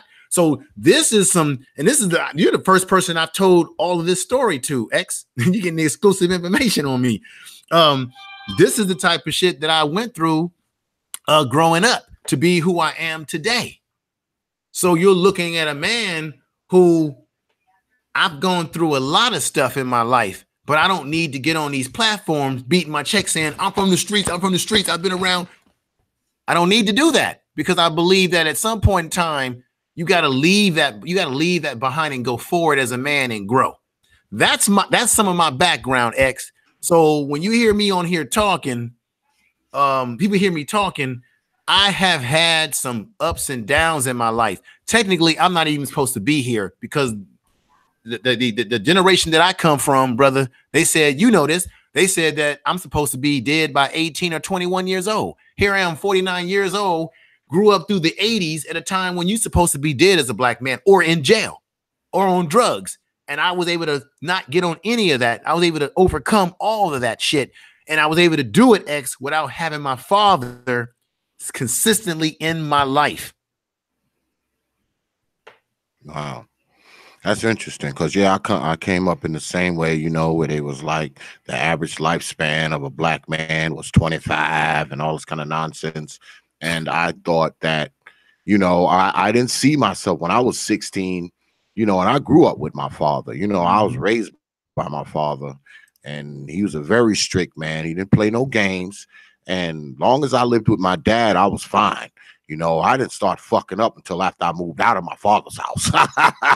When I moved out of there, that's when the fuckery started. But what puzzles me is,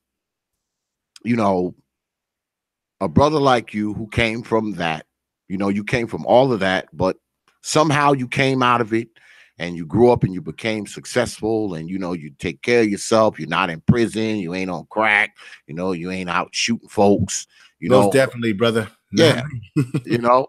So when you see that, when you see someone that comes from your background and made it out, what would you tell people who possibly had similar backgrounds or are living within a similar background right now? What would a brother like you who came out of that and became successful in your life, what would you tell them? What would you tell them? Wow. Kind of a hard one. You got to have some faith in yourself. I would tell them to always believe in themselves, because I grew up with people doubting me in the educational system. So I would say, first of all, you got to believe in yourself, because you're going to have a lot of pushback on people that are not going to believe in you, people that are not going to have your back, that are not going to encourage you. So you got to believe in yourself first, because there's going to be people that's not going to believe in you. I would encourage, let me turn this down. I would encourage a young man to find people, be around people that are positive.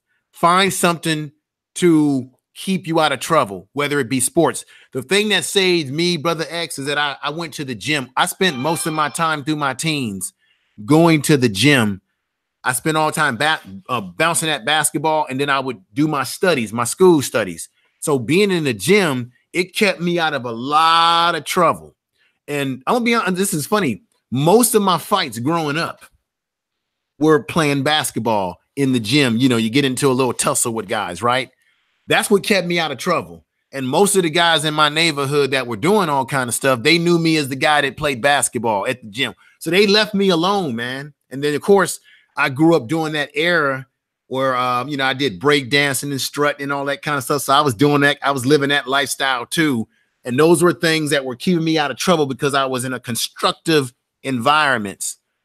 I think they say that when you keep your kids busy in some type of structure activities, if I'm not mistaken, they say that there's a less chance that they get on drugs, less chance they get into trouble if you give them a purpose somewhere.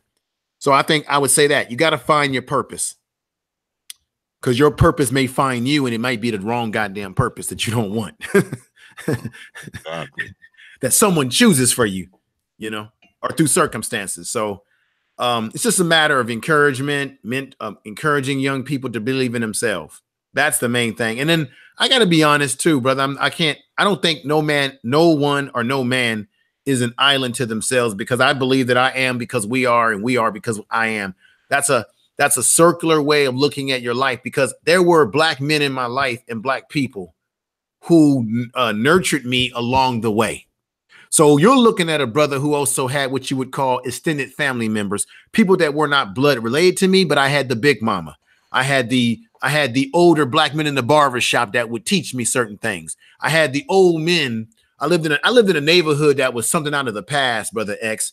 You had the old men in the garage playing their checkers and chess and playing cards, and they'd be watching the kids, and we'd be riding up and down the street with our bicycles.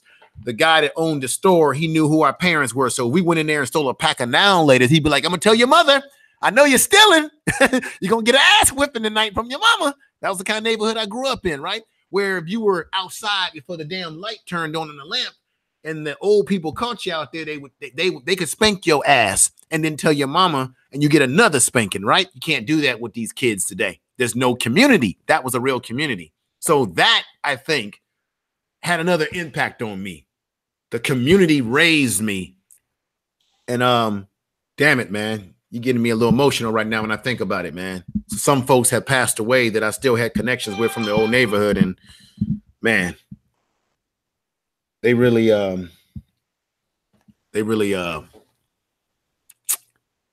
damn, man, they really put me where I am today.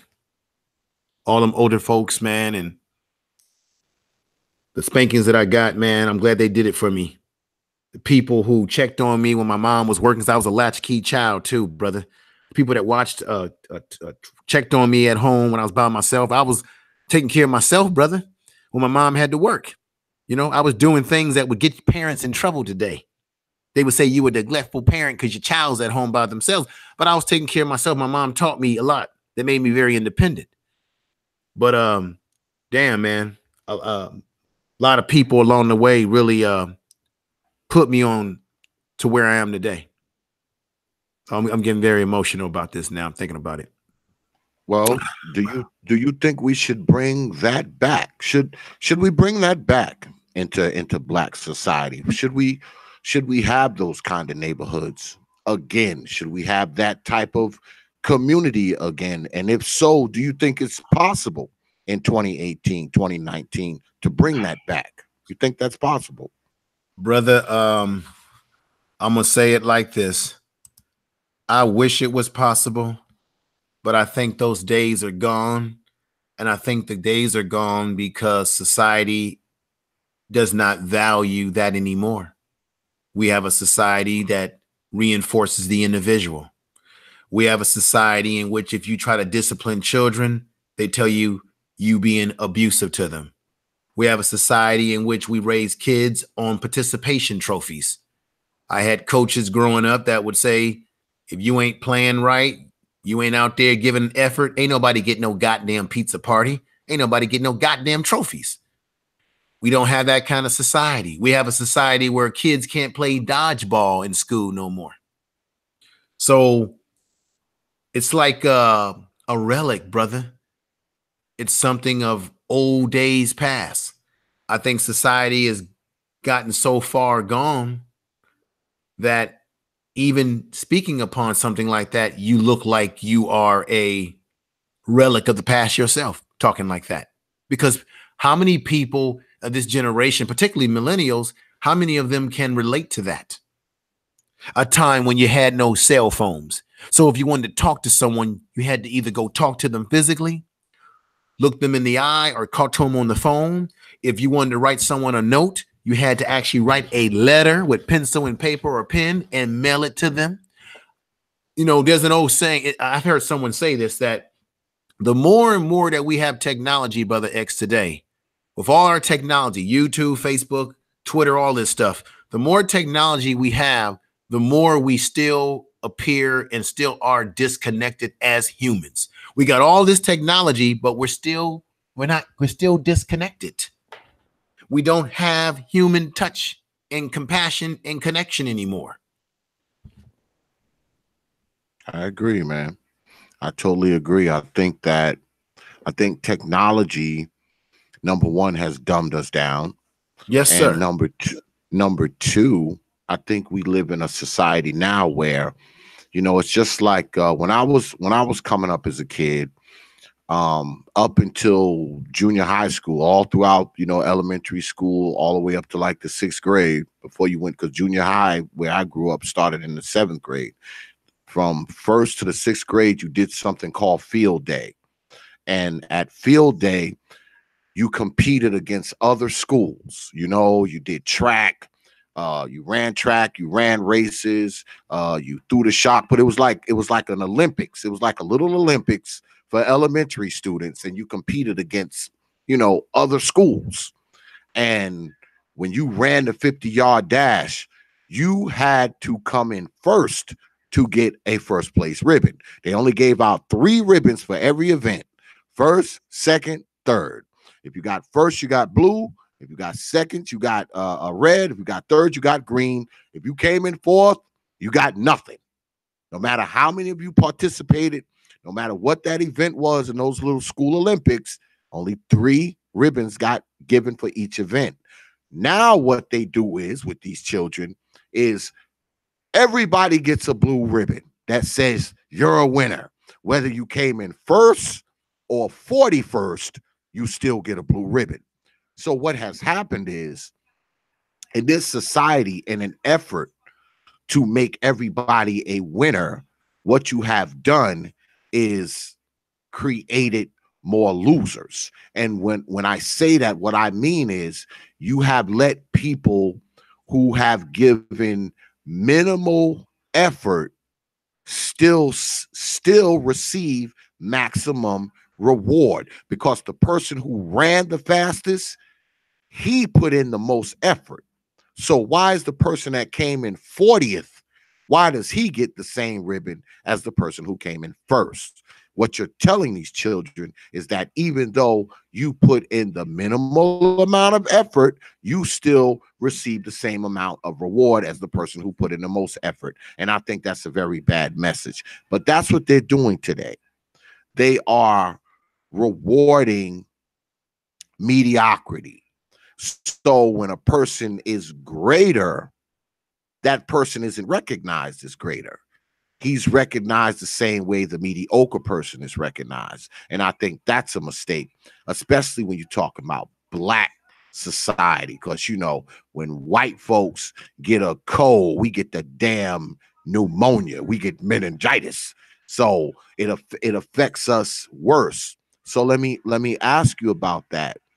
Do you think that we have, as Black folks, have we adopted a bastardized kind of white folks way of living?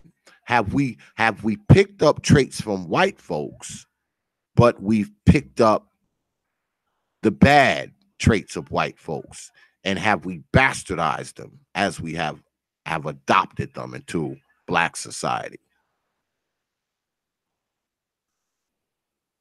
Let me just say that I believe that we have picked up these traits because we've had so much experience with dealing with white folks. You know, they've been so much into our lives. Let me not to get so religious, but let's just break it down. In most of the churches in the early years, what did they do? They made sure that they put an image of a white blonde hair, blue-eyed man, and they called him the Son of God. And Black people in some of these churches had this image. So therefore, if you have someone that wants to oppress you or have oppressed you, and then they say, here, worship this God, it looks just like me, then you're going to be conditioned to see white people as gods, as superior. That's where that whole white supremacy thing comes from, because we've been conditioned to see that image from the time we were children. In our Bible, all the Bible illustrations show nothing but white looking type people, Caucasian type of people. So we begin to mimic their behaviors because we want to be accepted in this society and to assimilate and to be accepted by white America. Why? Let me just give you some history here. Why is it that Black men wanted to fight in the Revolutionary War, right? In the Civil War? Why did Black men join the Civil War? We thought that if we were able to fight and show the white man that we were real men, that they would treat us fair and give us freedom and what have you. And then what happened? They slapped us in the face. Black men went to what? World War II. We were in World War I, World War II. Black men wanted to show in those wars, particularly World War II, that we now can finally be treated with respect because we fought the good fight. Tuskegee Airmen, the Triple Nickel. A lot of people got to check out the Triple Nickel. Don't sleep on them. They were all Black paratroopic troop. They were a bad outfit. Then you had the Harlem Hellfire, right?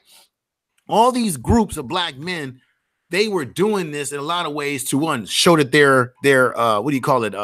Patriotic to society, to America, and that we are men and that we would be treated fairly. What happened to most Black men when they came home from these wars? There were most of the riots that happened in this country in the early days were due to Black men coming out of the military and white men in the South in particular, and in the North, they didn't like seeing Black men with those uniforms on. So that's how a lot of these riots started out. And Black men coming back from the war were like, the hell with that. I fought for this country and you're going to treat me like this. And then let's go to Vietnam. Same thing happened in Nam. Black men come home from Nam, busting their ass in Nam and get treated like shit.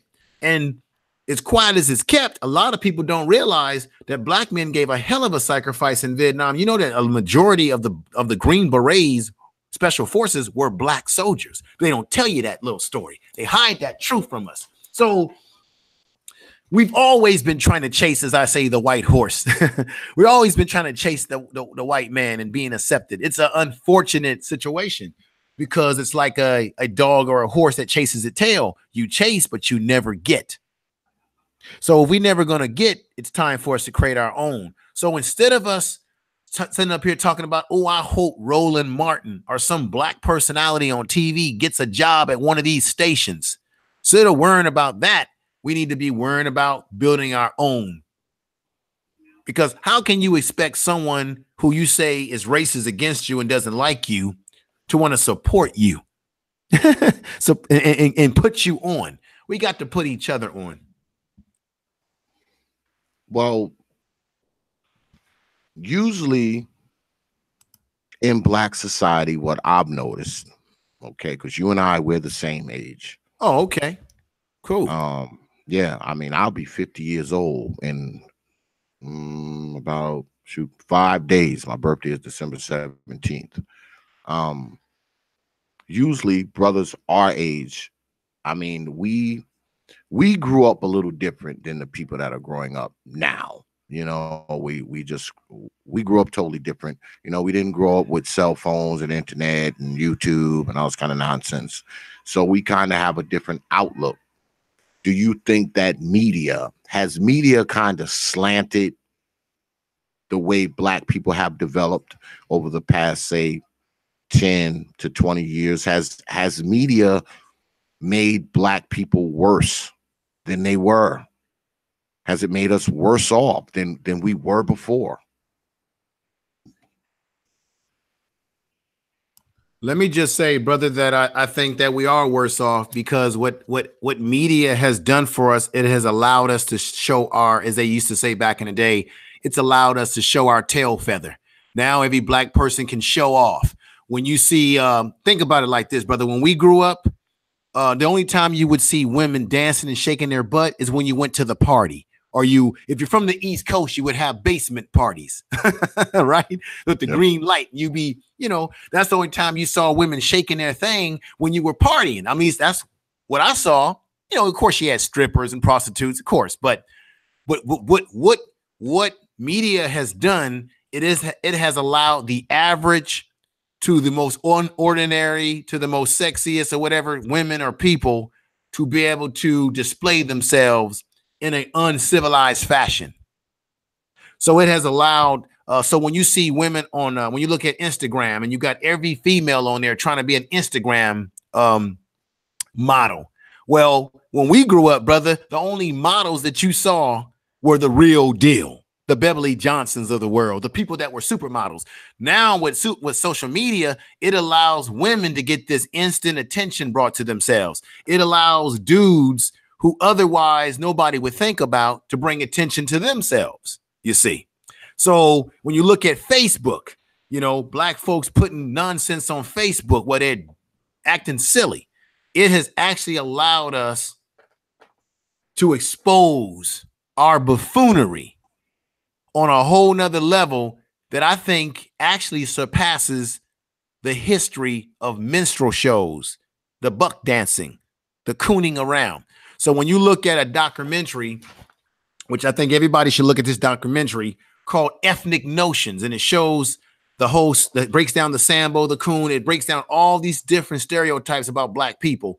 When we look at social media, man, black people on social media are doing the same thing that they depicted us of in the past on a way higher mass.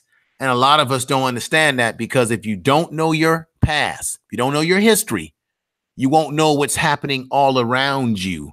You'll be blind to what's happening all around you if you don't know your past and know your future. That's a quote from James Baldwin. He said that. So that's why when I hear black men or black people saying things like, "Oh, don't worry about your history, just forget about it."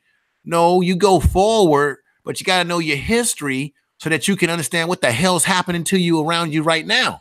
And what I'm looking at, to be honest with you, in my opinion, is a freaking minstrel coon show that black people are putting on without no black face. You don't need no black face no more. We just do it lily dilly, all to get attention. I think it has hurt us. Yeah, I think many of us are starved.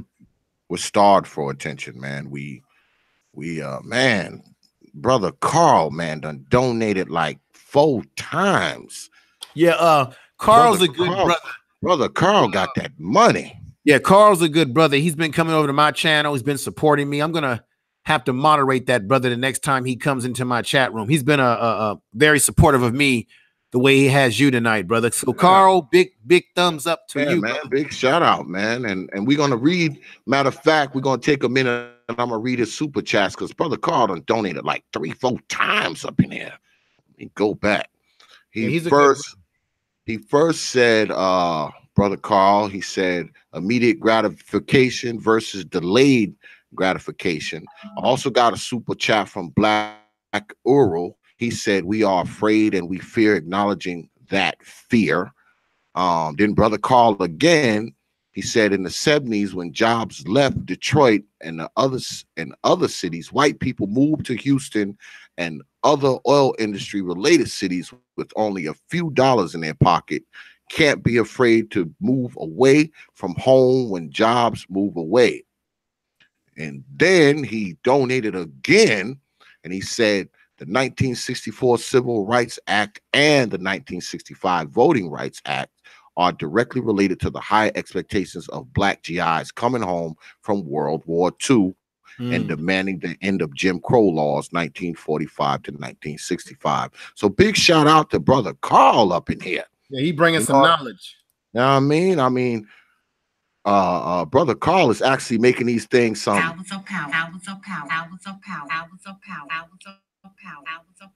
You know, hours of power up in here. Well, let me hit you with one more question, brother Info, before you go, because I got M.O.T coming up next. Okay, no problem, brother. I appreciate you having me tonight.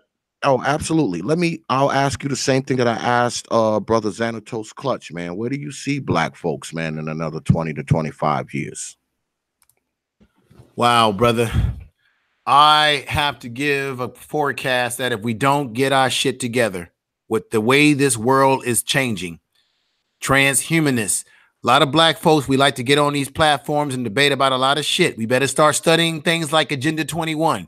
We better start studying things like transhumanists. We better start studying things about robots.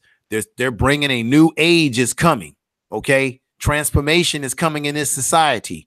And if Black people do not learn the proper skills, we need to retrain ourselves because the jobs that we once leaned on may not be there anymore coming into the future. If we do not project ourselves into the future by getting the skills that are necessary and cut out the bullshit that some of us engage in, not all of us, I'm afraid that there's only going to be a small percentage of us that will be prepared to move into that future while the rest of us are going to perish, whether it be economically, socially, in our lives, because this world is changing. I'm seeing it before my eyes. I'm talking to people. There's a lot of shit that's coming down the pipeline that we as a people may not be ready for because the world is changing. Technology is going to continue to rapidly increase and improve. And if you're not ready to be able to take command of it and you ain't got your skills on par, and that's why it's important to be an entrepreneur and see the trends that are happening, you're going to perish. I think I can't sit up here and tell you I'll be dishonest if I told you, oh, Black folks, we're going to just be fine. We're going to be fine, Brother X. We're going to go into the future. We're going to have it large. No, we not, because we got too many goddamn problems right now that we either refuse to fix or we have not been able to figure out. Like I told you, like I said on those shows, on Shade Shows, people that do shit and people that look at shit that's happening, people that make shit happen, people that wake up and say, what the hell just happened? I think Black folks are in a state of sleep in which we're going to wake up and say, what the hell just happened when the world passes us by? Some of us will get passed by. Those that are prepared will move forward in the transition. I hate to give that gloom and doom forecast, but I would not be an honest broker if I sat up here and told you that we just going to be fine. Yeah, well, I agree. I agree with you wholeheartedly. You're my man. Man, I appreciate you coming on here, man, and dealing with us for a night, for one of these hours of power, man. You're my brother. You always got my support, man, and hit me up. I don't know. I may be doing a DXL tomorrow, brother Info, man. I'll hit you up if I do. I'm not sure. I still got to get you on my platform and interview you. So we'll set something up. I got a lot of people that I've got to connect with. You got my info. You got my info.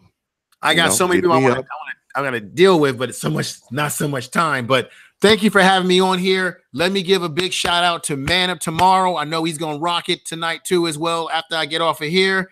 Everybody in the chat room that's been supportive of me and that's watching me, I hope you brothers can understand where I'm coming from tonight. I got a little emotional in the interview here, but brother, I've grown up on some real shit. So love you all out there in the chat room. Brother X, thank you. Man of Tomorrow, take it off from there, brother. Thank you. I appreciate you coming on, brother. You my man. Problem. Thank you. Yeah, just got off the line with my man Info Man. You know, that's always something special. I mean, that brother there, man, I'm taking quite the liking to brother Info Man. I like his style, man. So now we're gonna get into our last and final hour because you know we did our opener and then we did our middle act, and now we get to our headliner, our last.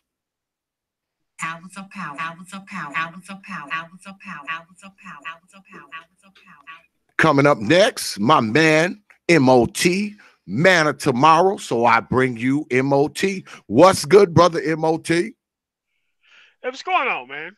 You know, another nice day night out here in Chicago. You know, I'm out here for a little so bit. What? You know, just chilling out. What's going on, man? You in Chi-Town? You in Chi-Town right now? Yep. Buying me another truck. You know, having to drive okay. Out west, so you know how it is. So okay. Yep. Yeah, man. Well, those of you who aren't familiar with M.O.T, you're about to get familiar with him right now because I'm about to ask him a lot of shit. I'm gonna start off with my usual start off question, then I dive off into something different. Let me start off and ask you, man, what brought you to YouTube, brother? Oh, brought me to YouTube. You know, I found a lot of information on YouTube. You know, when I was, back in the programming days, if you were stuck using stuff, so that's what I was on YouTube for. And then I started seeing like black people on like YouTube, like talking about issues. Like I think like the first person I ran across was probably like Angry Man, and then like Minister Jab, and then from there O'Shea, and then kind of like everybody else through there. And I was just shocked and surprised about how people, at times, carried themselves online and was able to talk about black issues without, too much infighting, and then the infighting happened anyway. It's kind of stuff that happens. So just sit back for a while, just look at the things that are happening and just try to plot ways around it if I ever wanted to get into it. So yeah, well, one thing I noticed about you, brother M.O.T, you have some interesting views, especially when it comes to the hood and baby mamas and things of that nature. You have an interesting take on it. So what do you believe? We'll start there.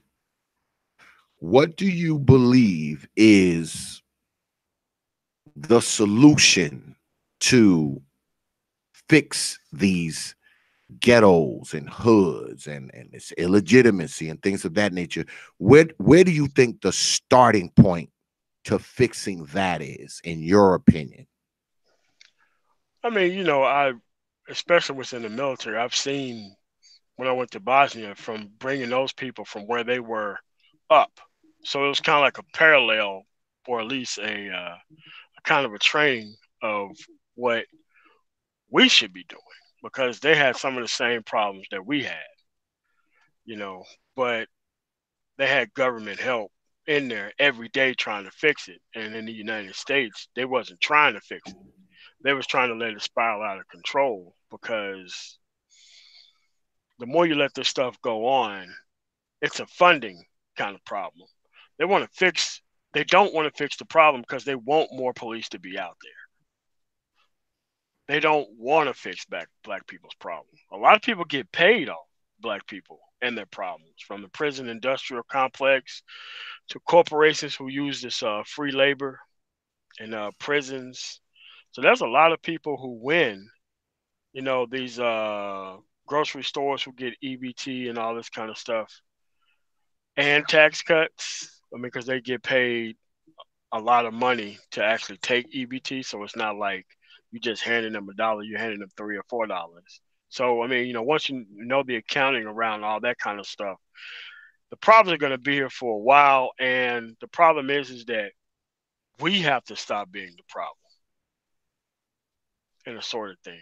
And there's just groups of quitters that have cropped up, and that's something that we really need to address because things are already bad in the current situation that it is in, but there are just certain types of people who are making things worse, if not have carved out the cottage industry into being a part of the dysfunction itself. And these are things that we just don't need right now or ever. I mean, I understand we have this kind of unwritten rule that if a person's making money, then I guess you shouldn't say anything about it. But maybe it's time we do say something about it at some point. I mean, because you can only sell poison, which isn't actual poison; it's mental poison, to people for so long, and then now those people become a problem. When that person was just actually just a person with a microphone, now they have a person with a microphone who's actually slowing down progress of potentially hundreds of thousands or even millions of people. And that's just something that we just can't allow. And if you look at things, feminism has really stopped the ability of middle and lower class white people from transferring their wealth to their younger generation through their houses. That's what feminism has done to the white community. Now, the upper class and all that kind of stuff, they still kind of keep their stuff. But for the most part, whites don't hand down nothing to their kids. Especially if you go through 2 or 3 divorces, how is that man supposed to get the resources back in order to pay off a house to hand down to his kids? So if we had kept the black family kind of intact, and if the women hadn't did what they did with the children and all that, trying to form families outside of it just to have more options, we would be in a way better position than we are now. Because this is the position that we were always waiting on. Except for we don't have a family unit and they don't have a family unit. Except for now, they're going to have our circumstances from like the 70s and 80s outside the opioid epidemic.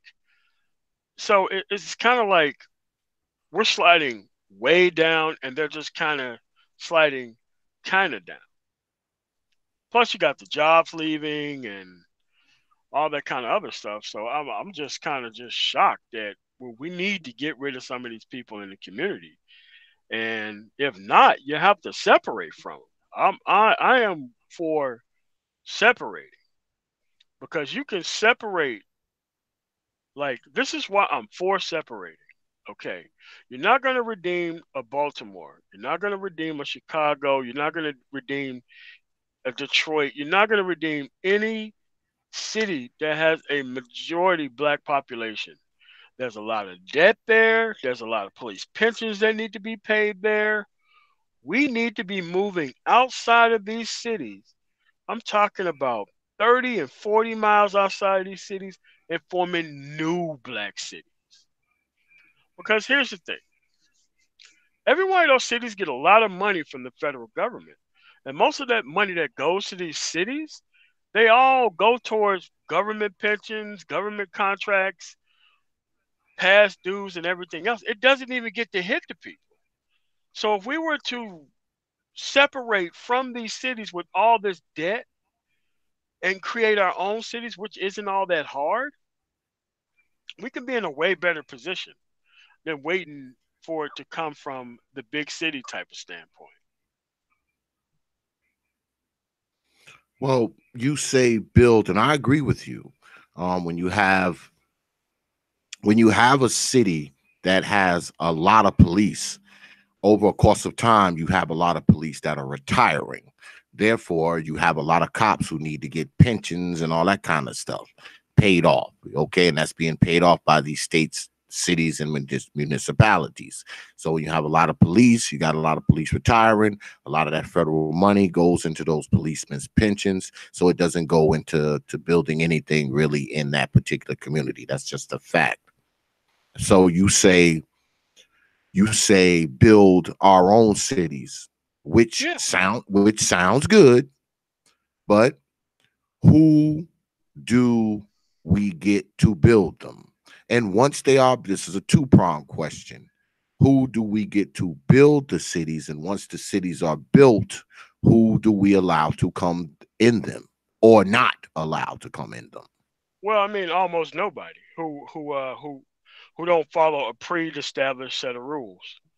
Like for me, once I do it in a couple years, I start with college kids, obviously, and the elderly. The people who can actually pass down that knowledge to the actual people who's going to be working there. For me personally, uh, if you have a kid outside of if you're not married and you have a child, you got to leave the community. You got to get the hell up out of here because we're not bringing that old kind of mindset to the new community. So baby mamas will be ejected. If they have a baby, Mhm. if they have a baby and they don't have a husband, they out. Gone. Gone. Can't have you here. Mhm. Wow. And if that guy is somehow living somewhere in the community, he's also gone. Oh, he's gone too. Yeah. I mean, you're both gone. I mean, we can't have this. Okay. I mean, because you have to understand, immigrants are coming over here and they are winning. Why? Intact family unit. Whether they can manage it or not, it's all under one household, whether they can manage it or not.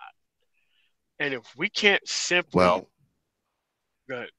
well, I believe that that is a good concept. If we eliminate some of this baby mamaism, black society will definitely prosper a little better, because baby mamaism leads to what? It mostly leads to poverty and more baby mamaism, and that poverty shit is the motherhood of crime. You hear people say, "Oh no, that's not true," but poverty is the goddamn motherhood of crime. I don't care what no one says. That's just a statistical fact. Um, so if we got rid of, say, okay, we get this city built, right? Of course, the people who build it will be living there. And we won't have no baby mamas in there and crackheads and crack whores and drunks and Negroes who ain't about shit, right?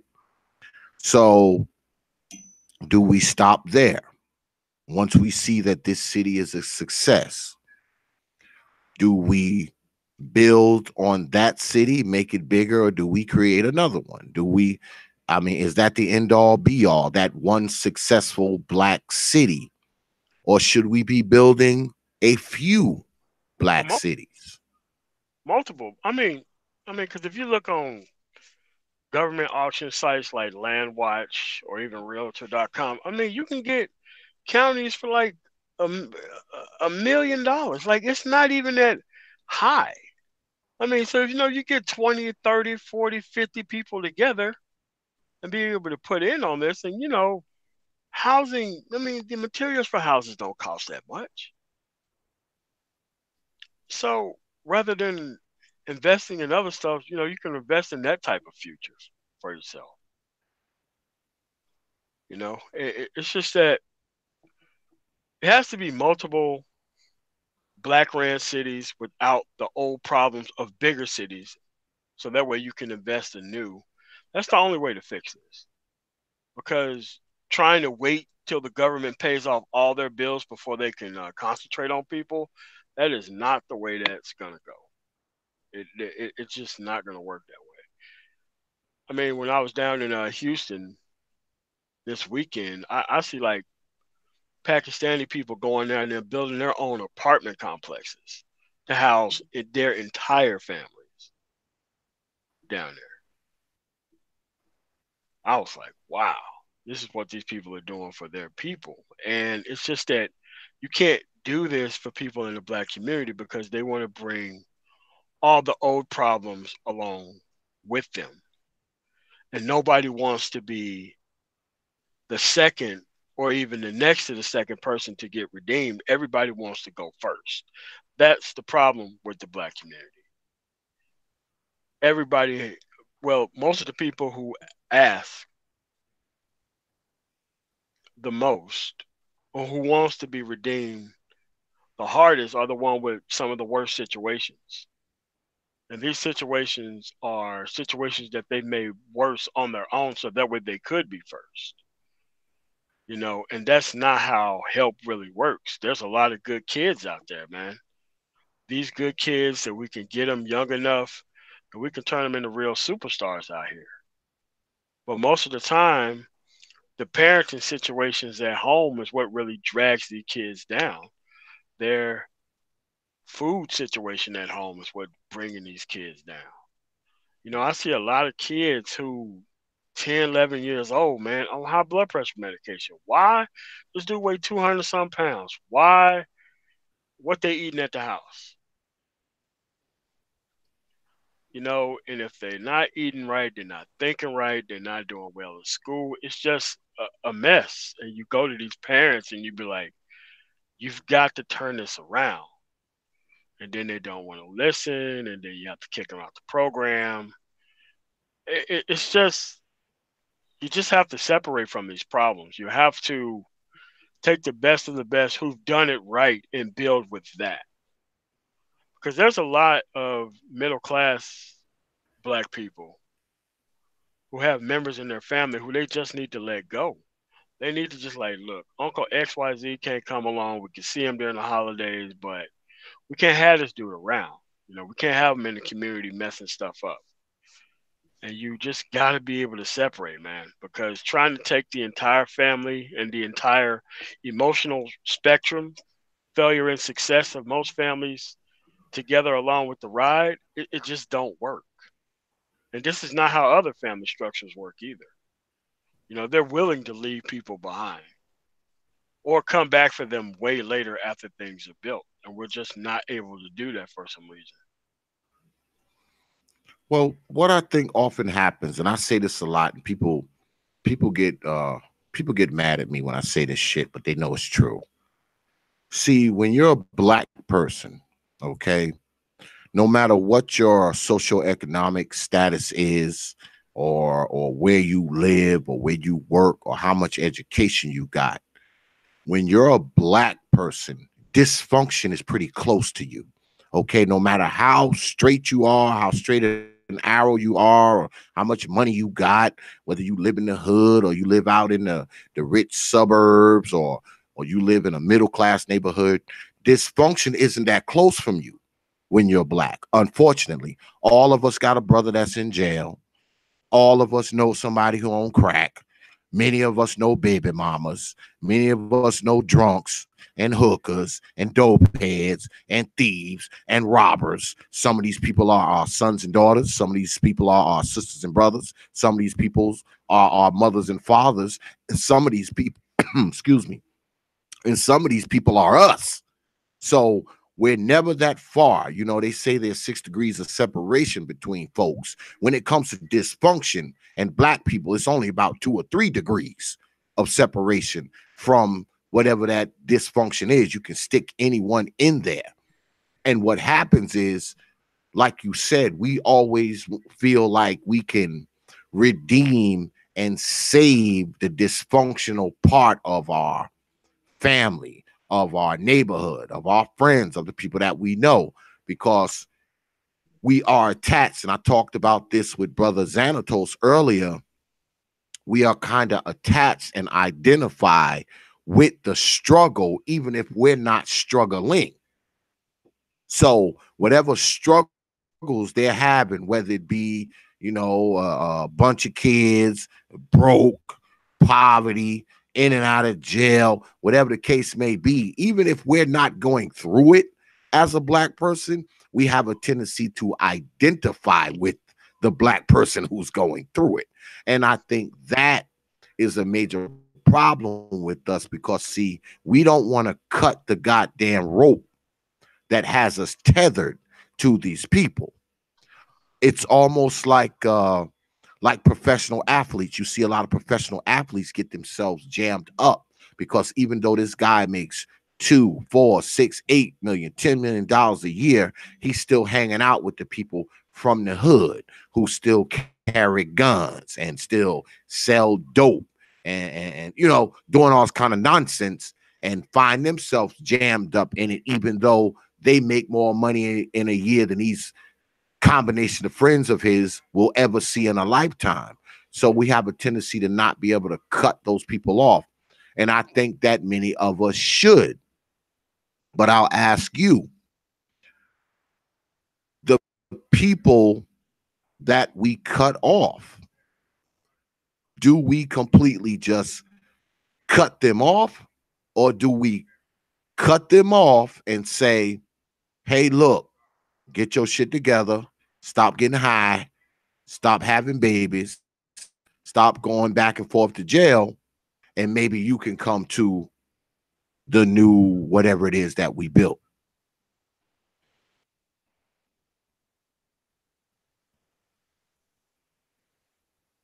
Is he there? Did we lose him, y'all? Sorry. I hit mute for a second. Like nobody sees the actual benefit of anything until they're actually left behind. No one sees any benefit of anything. Because I guarantee you, once people start moving into the new and improved place where you have to have high standards to live there and other people can't just move in, oh, they'll bring the standards up. I mean, I've seen it a dozen different times when I was in the military. You know, you transition people from a place to a place, and I'm telling you, man, people bring them standards up real quick if they're being left behind or they're being left out of something that's actually great and good. And it's, man, it's a hard thing to do, but you got to start somewhere. And I'm not saying that they're gonna be out of it forever. All I'm asking them to do is just bring the standards up, create a family the right way. You know, you just can't. You know, we have to have a government within a government. I mean, the only way you can protect an idea like this, unfortunately, is with religion. That's the only place that allow you to be discriminatory to a point to where you can actually get stuff done. I hate using the word, but in type of a communistic top-down fashion. But Do you think we've allowed mediocrity? Have we allowed too much mediocrity in black society? yeah, I mean, everybody's trying to play out their own voice version of a black exploitation film. Like that's the major thing now. Everybody want to dribble a basketball, catch one, or throw one, but nobody is into math and science. And even if you are, you're not going to be celebrated anywhere. And so what people do is they intentionally hold themselves behind to try to have access to sex because they don't get it any other way by trying to be like XYZ person. Those are the type of things you have go on within the community. And it's kind of just something that you just can't really control because it's so bad and it's so everywhere. It's now it's taken on a culture of their own. There wouldn't been a Cardi B or Nicki Minaj that could have survived during Patti LaBelle's or even Aretha Franklin's time when they became singers. Like that just show you how far the women have fell, and especially when most women support this type of stuff, it's just hard to deal with, man. It's kind of like I have like nieces and nephews, they listen to this stuff. It's just like I want to be like that when I grow up. I'm like, girl, you already that right now at 11. No, you don't want to be that. Then you know the parents they don't want you to like let the kid be free, and I'm like, what's happening? And most time they're married to a bunch of weak men, and this is the type of stuff. I mean, the cycle just keeps going and going. Like we've been here. I'm 40, so I would say we've been in like this cycle at least 35 years, and every day you're feeling the effects of a 35-year problem, just progressively getting worse. And we haven't stopped the problem, so that way we can kind of roll it back. That's why you have to separate with the people who you can separate with to show them that there's a better way. And you have to be strong enough to be like, look, we're doing this for the greater good of all. Because you're not going to get any George Washington Carvers or no Ben Carsons out of what's happening right now. Anywhere. People who are black. You're just not. And this is like, I don't have any other option. I thought about all other types of options, but I don't see any other options where this wouldn't be the most effective way. It's just outright leaving. I mean, I've looked through different cultures and different things like that, but there's a lot of people who's okay and fine with being busy just to be busy, rescuing people, and I don't have time for that.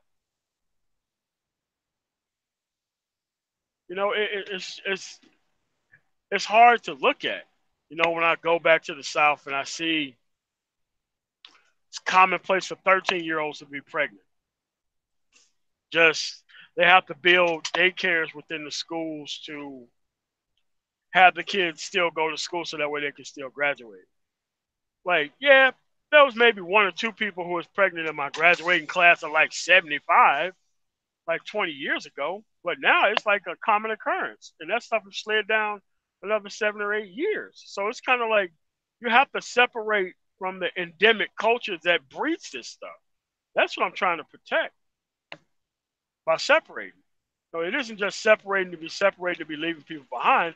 I'm trying to separate in order to protect the people who have already made it through this system. So when they have kids, they can already be on a different wavelength than the people who we left behind and for the people who continue to be the problem.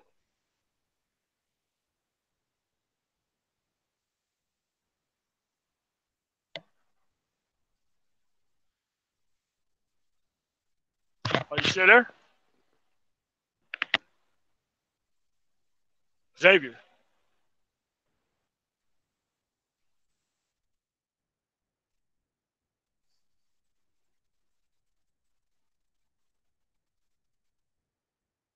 Hey, Xavier, you still there? I see you moving a little bit. I don't hear you saying. Are you back?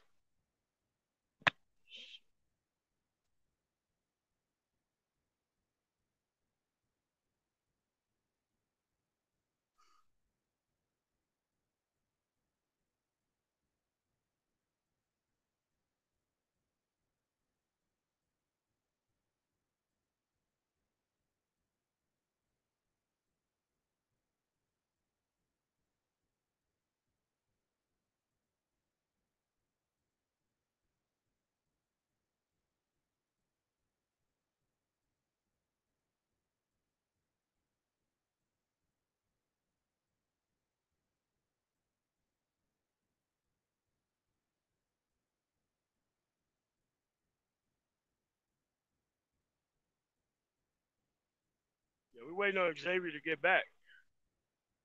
All right.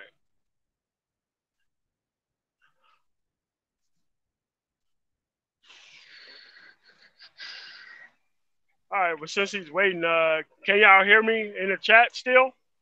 Did somebody say yes or no?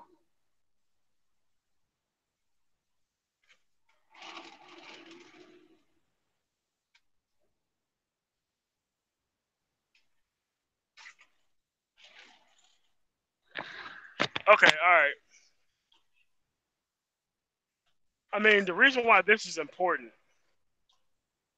Oh, wow. He just left his own channel myself. Wow. I don't know what to do. I don't have a YouTube channel. So, all right. Well, we're waiting on him to get back. All right, man. There's just a couple people that you really need to separate from overall. Because simply put, most of these people are overgrown to the point to where you're never going to get anything out of them. I mean, first thing we have to do as a culture is to be quite honest with ourselves and be like, there's really no quote unquote white dude who's holding you from doing anything in life. That's only your own fear and confusion and the opportunities that you didn't take. Brother M.O.T. Yeah, Can you yeah, I'm hear me? here. Yeah, I'm Yeah, back yeah, now, man. I don't know what the hell happened. Like all because I got like 2, 3 yeah. screens up. Every single screen Oh just went black for no yeah, goddamn reason. I don't know what yeah. happened, man. All right. So I missed like 4, 5 minutes of whatever you were saying. I missed all of that shit. So All right, go ahead all right. and, So and go ahead and resume, brother. what I was telling people before, that there's a lot of poisonous thinking that we have to get rid of, and then we have to put in context whenever people bring up certain things about Black history, and they kind of leave you kind of in an anger state. Like, for example, some people in the conscious community talk about some of the worst things that has happened to us as a people, right? Throughout history. Now, they don't give solutions to the problem. They just tell you about it to just get you angry and just sit you there.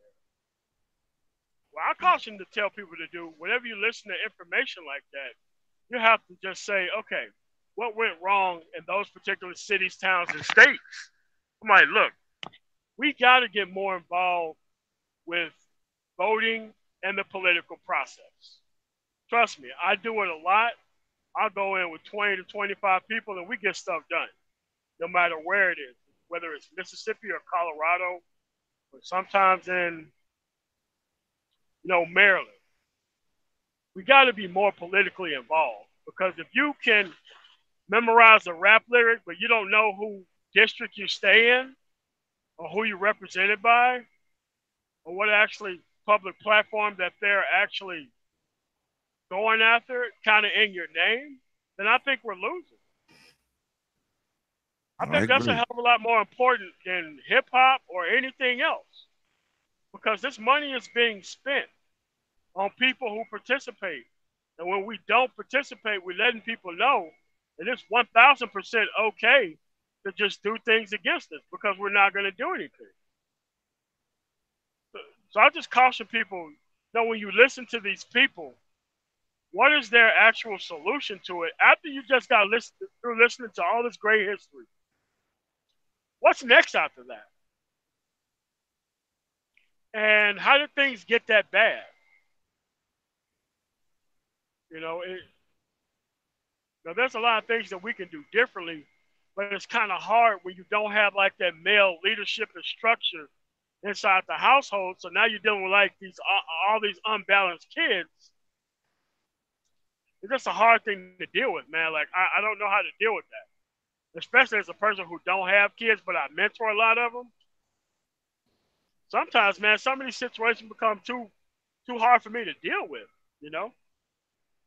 Well, before I went black for 5 minutes, you had said something very important that caught my ear. You talked about the access to sex, and I believe that we as a people, we are very over sexualized, and I think at many times that is our downfall because our women are very over sexualized, and so are our men.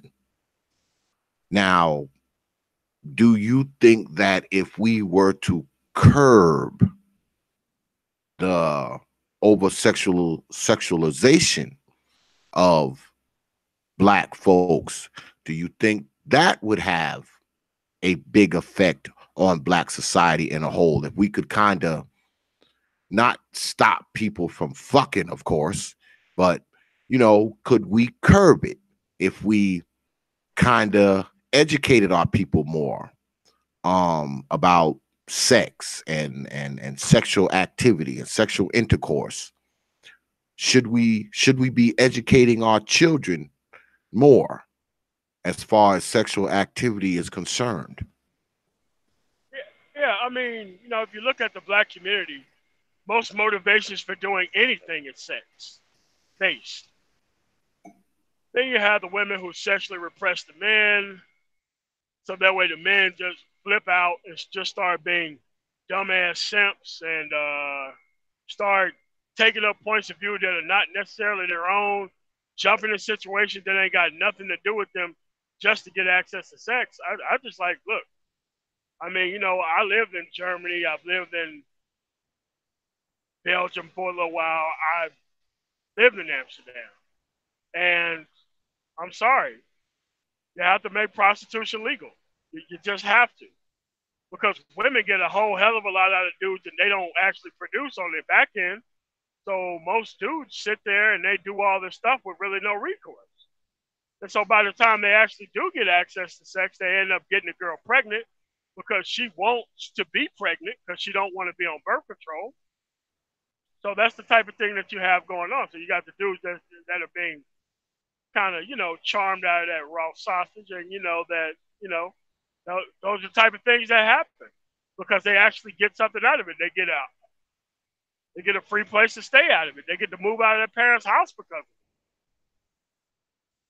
So if you had a proper introduction or even available access, so that way you can remove all this power that women have in black society, it would be better for men overall. Well, I've often seen that, and I've talked about this with other brothers, that many of the people who have most of the children in black society are people who aren't living, with the best of financial circumstances. The average person who say upper middle class to, well off, on average they have 1.5 kids. When you're talking about people who live at the poverty line and below it, they average 3.5.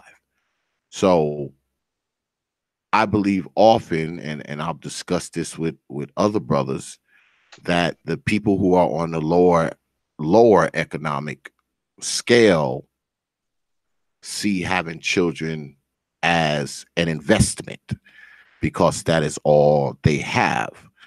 Um, all they have is children. So children are their investment, but it's an investment that usually doesn't pay dividends because they haven't really groomed and reared said investment. And I think that's where the disconnect is, because you have someone who pumps out 5, 6, 7, 8, 9, 10 kids, but they're not grooming these children to not be in the situation that they are in. They are not grooming these children to grow out of poverty. They are not grooming these children to seek higher education and be productive. They're not grooming these children for these things. So what they're doing is pretty much creating more little duplicates of their own selves, because see, they were not groomed in that fashion. And I think that often hurts us. So let me ask you this. Should we, as black folks within black society, because let's talk about the men in black society for a minute. Do you think that men should be granted more rights as far as children are concerned? And when I say that, what I mean is, because right now a man has nothing to do with whether or not a woman has a child or not. Once she's pregnant, that's it. The man's out of it. No matter what he says, she can kill the baby. She can have the baby. She can take the baby and drop it off at the fire department if she wants to. Man can't say jack shit about it. Do you think it would change things for black society if a man knows that a woman is pregnant by him and he has equal rights to say she couldn't get an abortion without his permission? If he wants her to get an abortion, she would have to. If he wanted to keep the baby, she would have to. I mean, do you think that would change black society to a degree if men, if not had equal rights as far as, reproduction is concerned, but have close to equal rights when it comes to reproduction? Do you think that would make a difference in black society at all? No, not at all. Because the root problem remains Women don't want to be on birth control. Women beg men to sleep with them without condoms. It truly don't matter. You know, the women and their screwed up attitude towards contraception is the problem. They don't care if they have kids or not because there's a benefit for them. Even though they're not honest enough with themselves to say it, they will try to obfuscate the issue, and that's what you end up with. I mean, you have to be able to give the fathers exclusive rights only in a black context to make that work. And you give the father the welfare benefits and all that stuff because most time when you give men money, they're going to do what the hell they're supposed to do with it. We know what's been going on the other side. We already know that. I So agree. you have to make it so all the benefits going to go towards men for the next 30 to 35 years to see how that changes things. Because they've had their quote-unquote reparations to the government by creating families that they had no intention on finishing. They've already had their shot. You know, they have free school and free all this stuff. Men don't get anything. So what you have to do is you have to shift the burden in the other direction. So that way you give men the actual proper leadership role of the family. So that way you can see where it goes from there. Because women don't belong making all these choices to deliberately misunderstand their biology and they end up having kids. And they end up being kind of rewarded by it.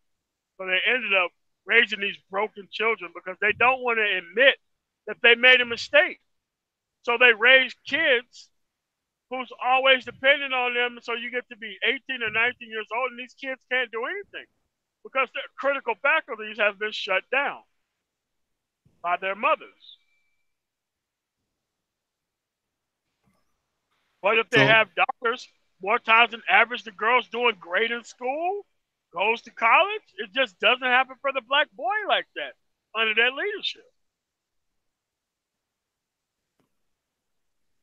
so what do you, because we know that, and I know I'll get some pushback on this. We know that it's a fact that most black children are being raised by women. That's just a statistical fact. We can try to frame it some other way and come with all these crazy numbers and pathologies, but the reality is that most black children are being raised by just women. So, do you believe that because this is the case that black folks will always be the way they are now, because it's not like the numbers are dropping. It's not like only 10% of our children are being raised by women these days. It's not like the numbers are changing. So do you think that black folks are going to continue to be in this wash, rinse, repeat cycle? Yes, and that's why I say the best of the best have to separate because you're not going to be able to save everybody. You're just not going to be able to. And there's not a whole lot of people who's out here trying either. Even though there are some horrific circumstances, but that's what long-term thinking is about. Making sure you don't end up stuck in these circumstances. Like, there are people who really turned it up once they got in these circumstances and they've really turned themselves into something. But this is not the norm. I don't know how you get women to understand that turning a guy who's maybe interested in you to be a guy who's definitely interested in you because you choose to have his kid isn't something that works. And it's not like that they don't see. They have friends, they have family, they have people who they see this don't work out for them. I don't understand how they keep getting caught in this trap. They keep still doing it for some reason. I just don't see how that's possible. It's it's just that that's why you have to separate and build families in a structure that people can actually follow. Because right now, a lot of people's not following anything. They're just using whatever the TV says to them, and they've taken the actual attitude of I'll stop believing all lies when everybody stopped lying type of attitude toward things. They want to be controlled by their baseline instinct. And then they try to put the black man in a position to be like, you know what? You got to buy me out of my fuckery in order for me to be able to act right. And most men who are smart is being like, no, I'm not going to purchase anything from you. It's either that you're actually going to know how to act, or I'm not going to be here. And that's why most men leave a household in the first place, because most of these people who have these kids, they're just so chaotic. And this is without the kid being there. They become even worse once the kid do get there. And men just want peace. And you know, you really can't have peace with a chaotic person in the household who don't want to listen. So it's tough. I mean, while I don't have kids, I've had a kind of a graduated experience with this because I deal with so many kids in so many areas of development. So I've seen this story play out time and time again, hundreds of times, you know? And you can't get these parents to understand because they don't care. They get a house out of it. They get control of the man out of it. And that's in a situation if everything kind of goes right and they kind of in a baby mama, baby father situation.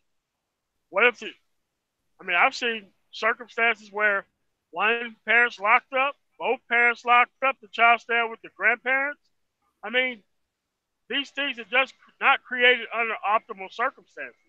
And I'm not saying that more marriage is the answer either. I'm saying waiting till you're married to have a kid is the actual answer here.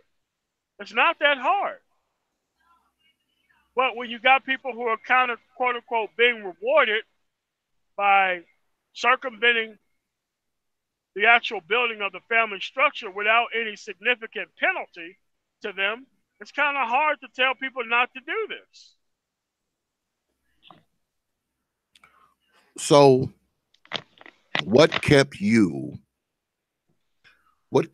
from becoming, because you're a successful brother, I've seen you around on the airways. I know you're a successful brother and you own your own business and stuff like that. What kept you from becoming that guy? I mean, what kept you from becoming, the dude in the hood with 15 baby mamas? What kept you from becoming that guy? I mean, I've seen the cycle over and over again. Growing up, I paid very close attention to the cycle to where people was. I mean, the people with degrees, they went to school and then they came back and worked at Kmart and Walmart and Fred's and all that kind of stuff. McDonald's. And then the dudes, most of them just went through the cycle of being locked up because most of the jobs went to the women, most places, because women are far more docile and far more easy to control than most of these places where they do work at. And most of the men they just didn't hire. So for me personally, I was real radical about getting up out of there. I'm telling you, I graduated high school. I left graduation night to go to the military. I didn't waste not a second worth of time. And it took me 20 years to go back because I wanted to be that far from that culture, that far from those circumstances. I wanted to be damn certain that I was never going to be any one of those people. And that's kind of how I kept it. There's a lot of people who, try to put babies on you or whatever. It just hardened my heart to even trying to deal with those circumstances or even hanging out with anybody who have any of those type of circumstances going on. I just had to become a radical for my own cause. And my cause is not ending up like that. Well, do you believe like brothers like yourself? Because I've, heard this a lot. And I know you've heard it a lot too. Do you believe brothers like yourself, successful brothers like yourself, do you believe that you should be going back into these communities and trying to help rehab them, trying to help save them, bail them out, clean them up? Do you think that you should be doing that? Do you agree with the people who come with this premise that brothers who are successful and have money and have done things with their lives should come back, into the ghetto and help the ghetto folks out? Do you subscribe to that ideology at all? Well, I'm kind of on both sides. The answer is no, but yes, I still do it. But I do it now in a kind of way that makes the most sense for me. Like, for the most part, there are other programs in the city, but the one majority one that I'm with, you got to have two parents in the household. I don't care if it's a stepfather or whatever. I have it more parentally involved rather than just a smart kid. Yeah, that smart kid can be a part of the program if you get a ride there. But other than that, we can't keep doing it because I've been part of this system a whole bunch of times where we would create programs for black men, and then all of a sudden the old simps walk in and turn it into a program for women because you can't get the funding for a totally black male based program. No federal government is going to do that for you. But if you can kind of, I don't want to use the term launder, but that's what I'm going to use. You can call a program for women, but help majority men with it because you can help a lot of people with the little resources. But then again, the women walk in and they want to selfishly help the women, and it's kind of like you can't really get it funded that way. And even if you do, the money just gets spent incorrectly and all that kind of stuff. So I still do it, but I do it under a more parentally involved kind of manner. Because if you're not parentally involved, I'm not going to parent your child. Like most women, who, especially the single ones, who look at it this way, they look like, oh, surrogate father, I could go do whatever the hell I want to. I'm like, look, you got to go find yourself another program because I'm not doing that. You got a good kid, but if you don't give a damn about your kid, then I, in turn, don't give a damn about you either. You have Well, arguments back and forth, but at the end of the day, I'm just trying to help. I'm not trying to parent. I'm trying to get advice. I'm not trying to shelter and house people. You know? well, do you find that you have more measures? I'm sure you have more measures of success with this program if you have the parents involved in said program, right? Yes. That's why I believe in separating, because in actuality, by running a program like this, in actuality, I have separated. I don't even deal with majority of those type of people anymore. I know what people are gonna say. Oh man, you're bad. Oh, you should have a bigger heart. I'm like, look, they should have a bigger heart and not put these kids here in horrific circumstances. I'm trying to save who's supposed to be helped. I'm not trying to lay out the red carpet and be a public servant for every single person who just want to keep having kids. Birth control is free, 100% free. They even send it to you in the mail now.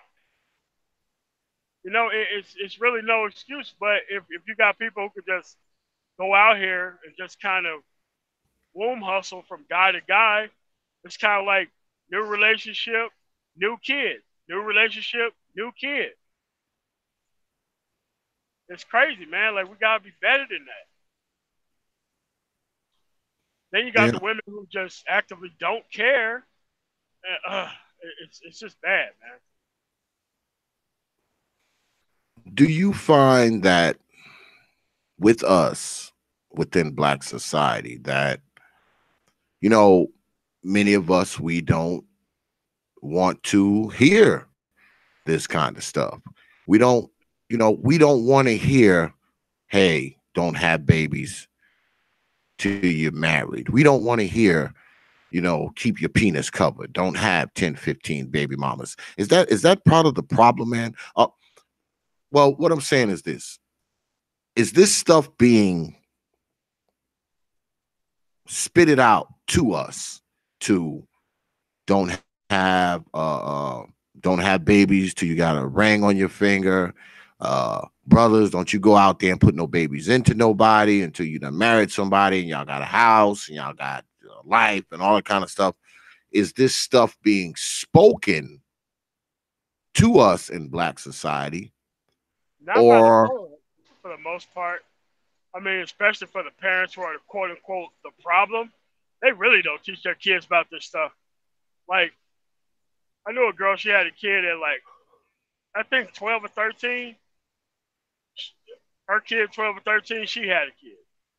Like, there's no reason on the planet for that to happen, but it's just that they have this mental block to where they don't want to look like they've lived a lie or a mistake, so they just ignore it outright rather than give their kids the actual information.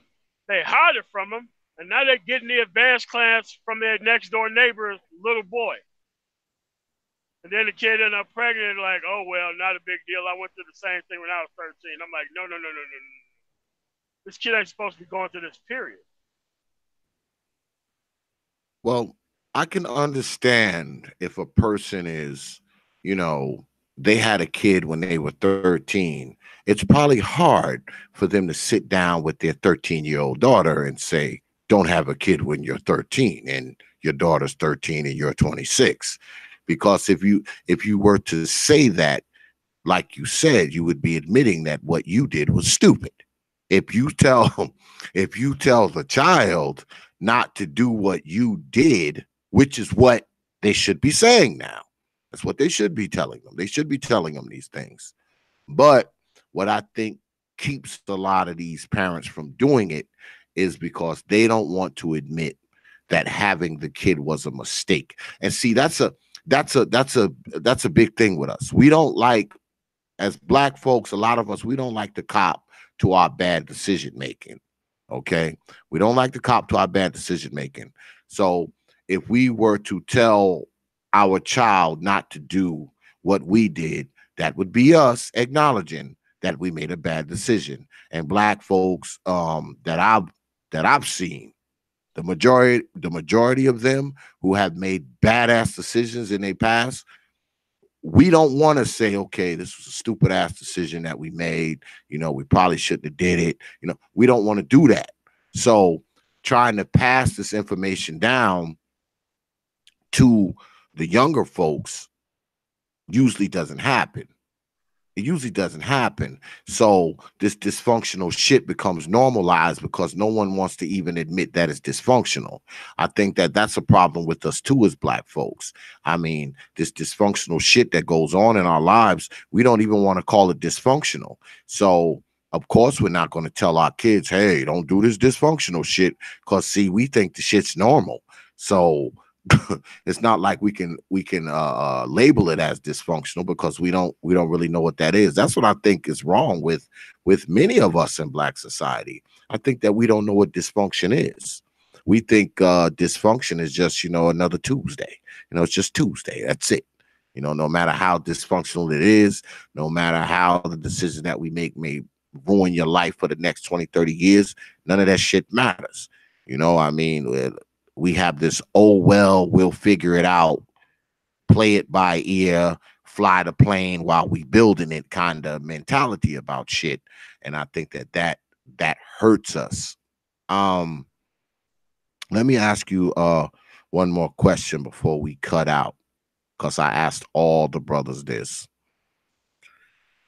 Where do you see Black folks in, say, the next 20 to 25 years? Where do you see Black folks?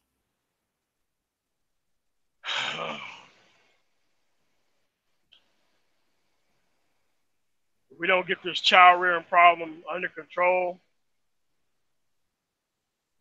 mostly homeless, because automation is going to come in and it's going to wipe out a lot of these menial jobs that we're used to going to. And we don't have the Black church in order to where they can be able to set up schooling programs so that way they can divert people to jobs with their hands, kind of construction and all that kind of stuff. Because we had all that back in the day. We had all that up until like the end of the civil rights movement. it's going to be pretty third world. I mean, you're already seeing a microcosm of this already in Mississippi and Alabama. You're already seeing the future of it. Lots of cities, no jobs, everything's pretty technological. Nobody being able to do anything because they can't type, they don't know how to use a computer, and they're unwilling to learn. But maybe being backed into that corner, because we survived a whole lot of stuff in society, and maybe being backed in that type of corner long term is what's going to bring the cream to the top. So that way we can get this child rearing kind of problem under control and admit that we made mistakes. And because there's another part of it, of not admitting the mistake that a person has made, is not allowing their child to be better than them. That's the other side of the not admitting the mistake that don't nobody want to talk about. Because if you're hiding what you've done wrong, there's no way in the world you're going to let your child be better than you. And that's another way of admitting that you made a mistake. That's kind of the long division way of admitting that you made a mistake. And most of the parents don't do that either. Like, there's a lot of parents, like even in two-parent households, the kid come in, barely can read. Dude's doing math, he's doing science grade, then boom, child disappears. Why? Pretty much comes down to the mother and the father just thought he was moving a little bit too fast. Had to knock him or her down a couple pegs. I'm not lying. You have this stuff happen, man. Because they don't want it to make it look like, oh, well, they got all these scholarships. Well, how is he going to get there? Yeah, has no car, no job skills, because they don't have it. So it's kind of like they're still doing the same thing. They're just doing it in a worse way.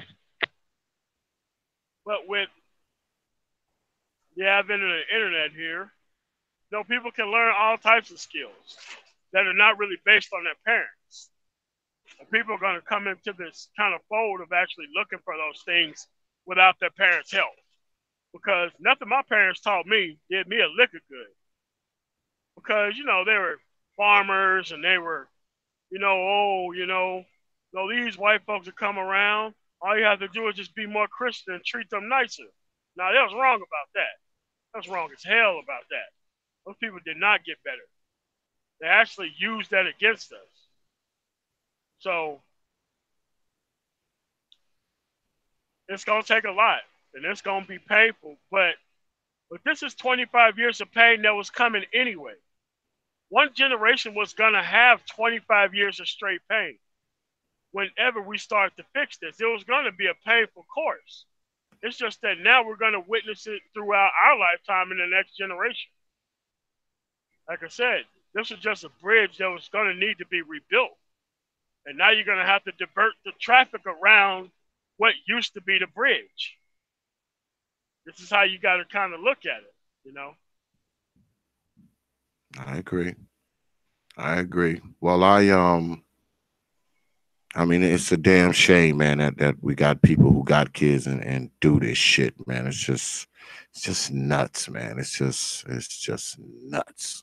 But I appreciate you coming on, man, and taking part, man, in these old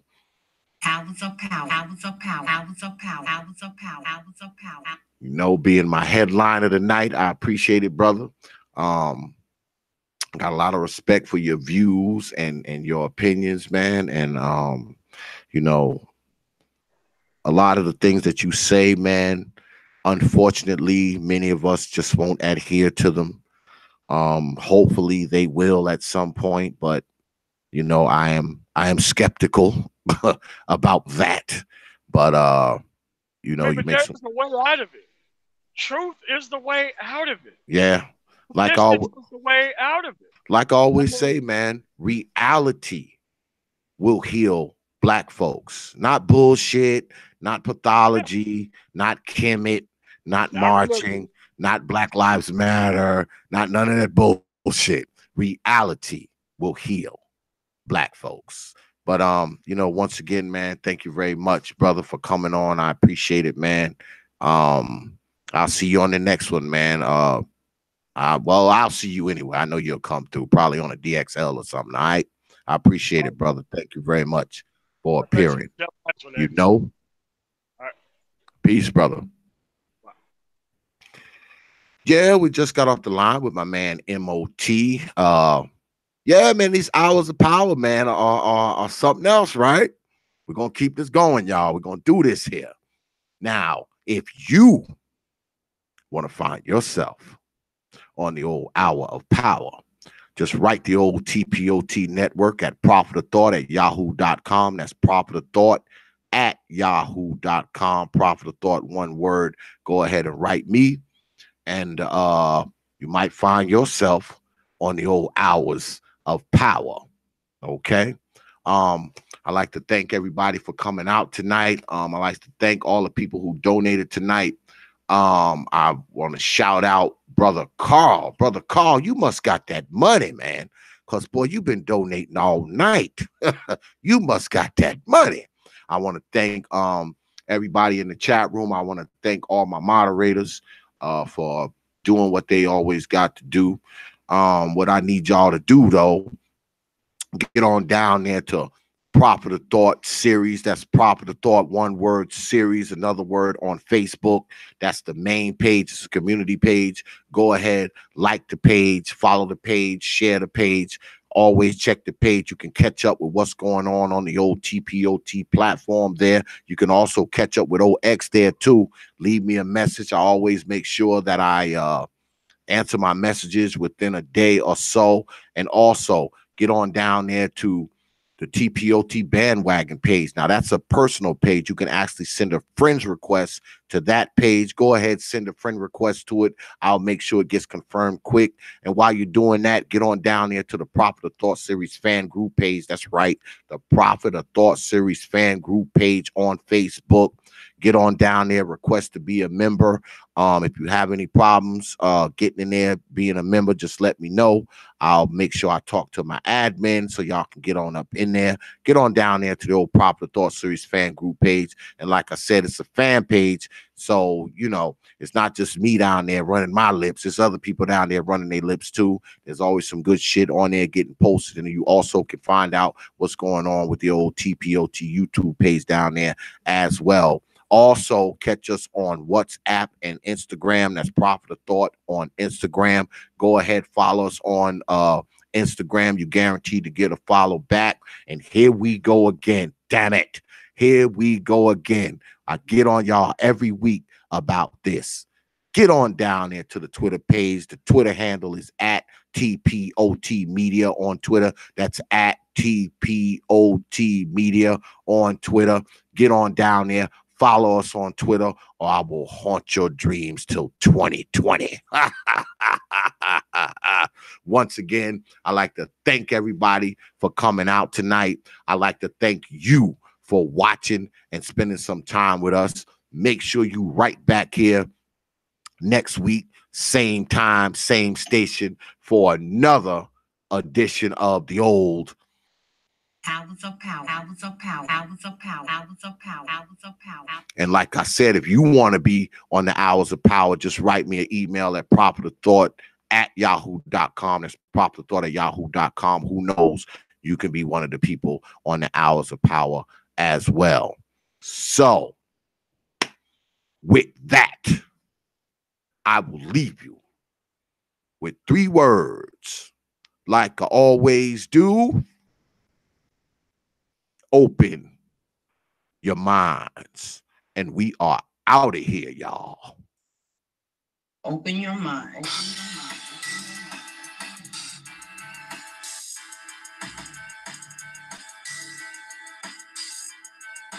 The Prophet of Thought.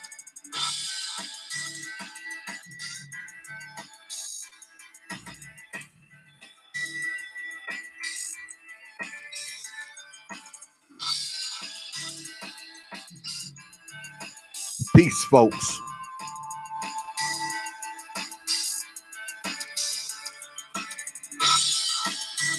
Open your mind. Open your mind.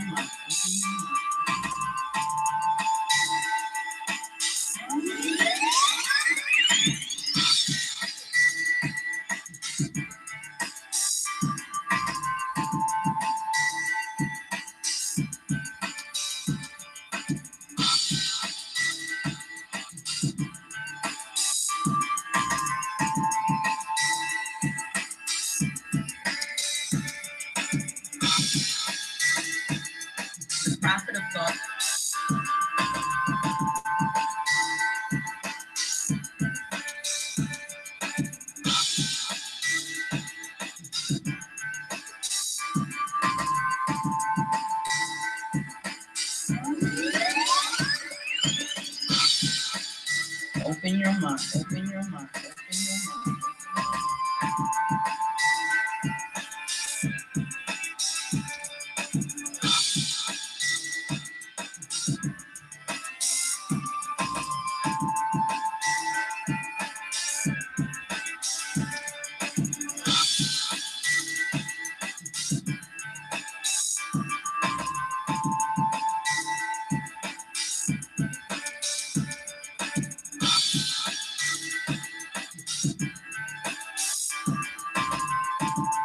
The prophet of thought.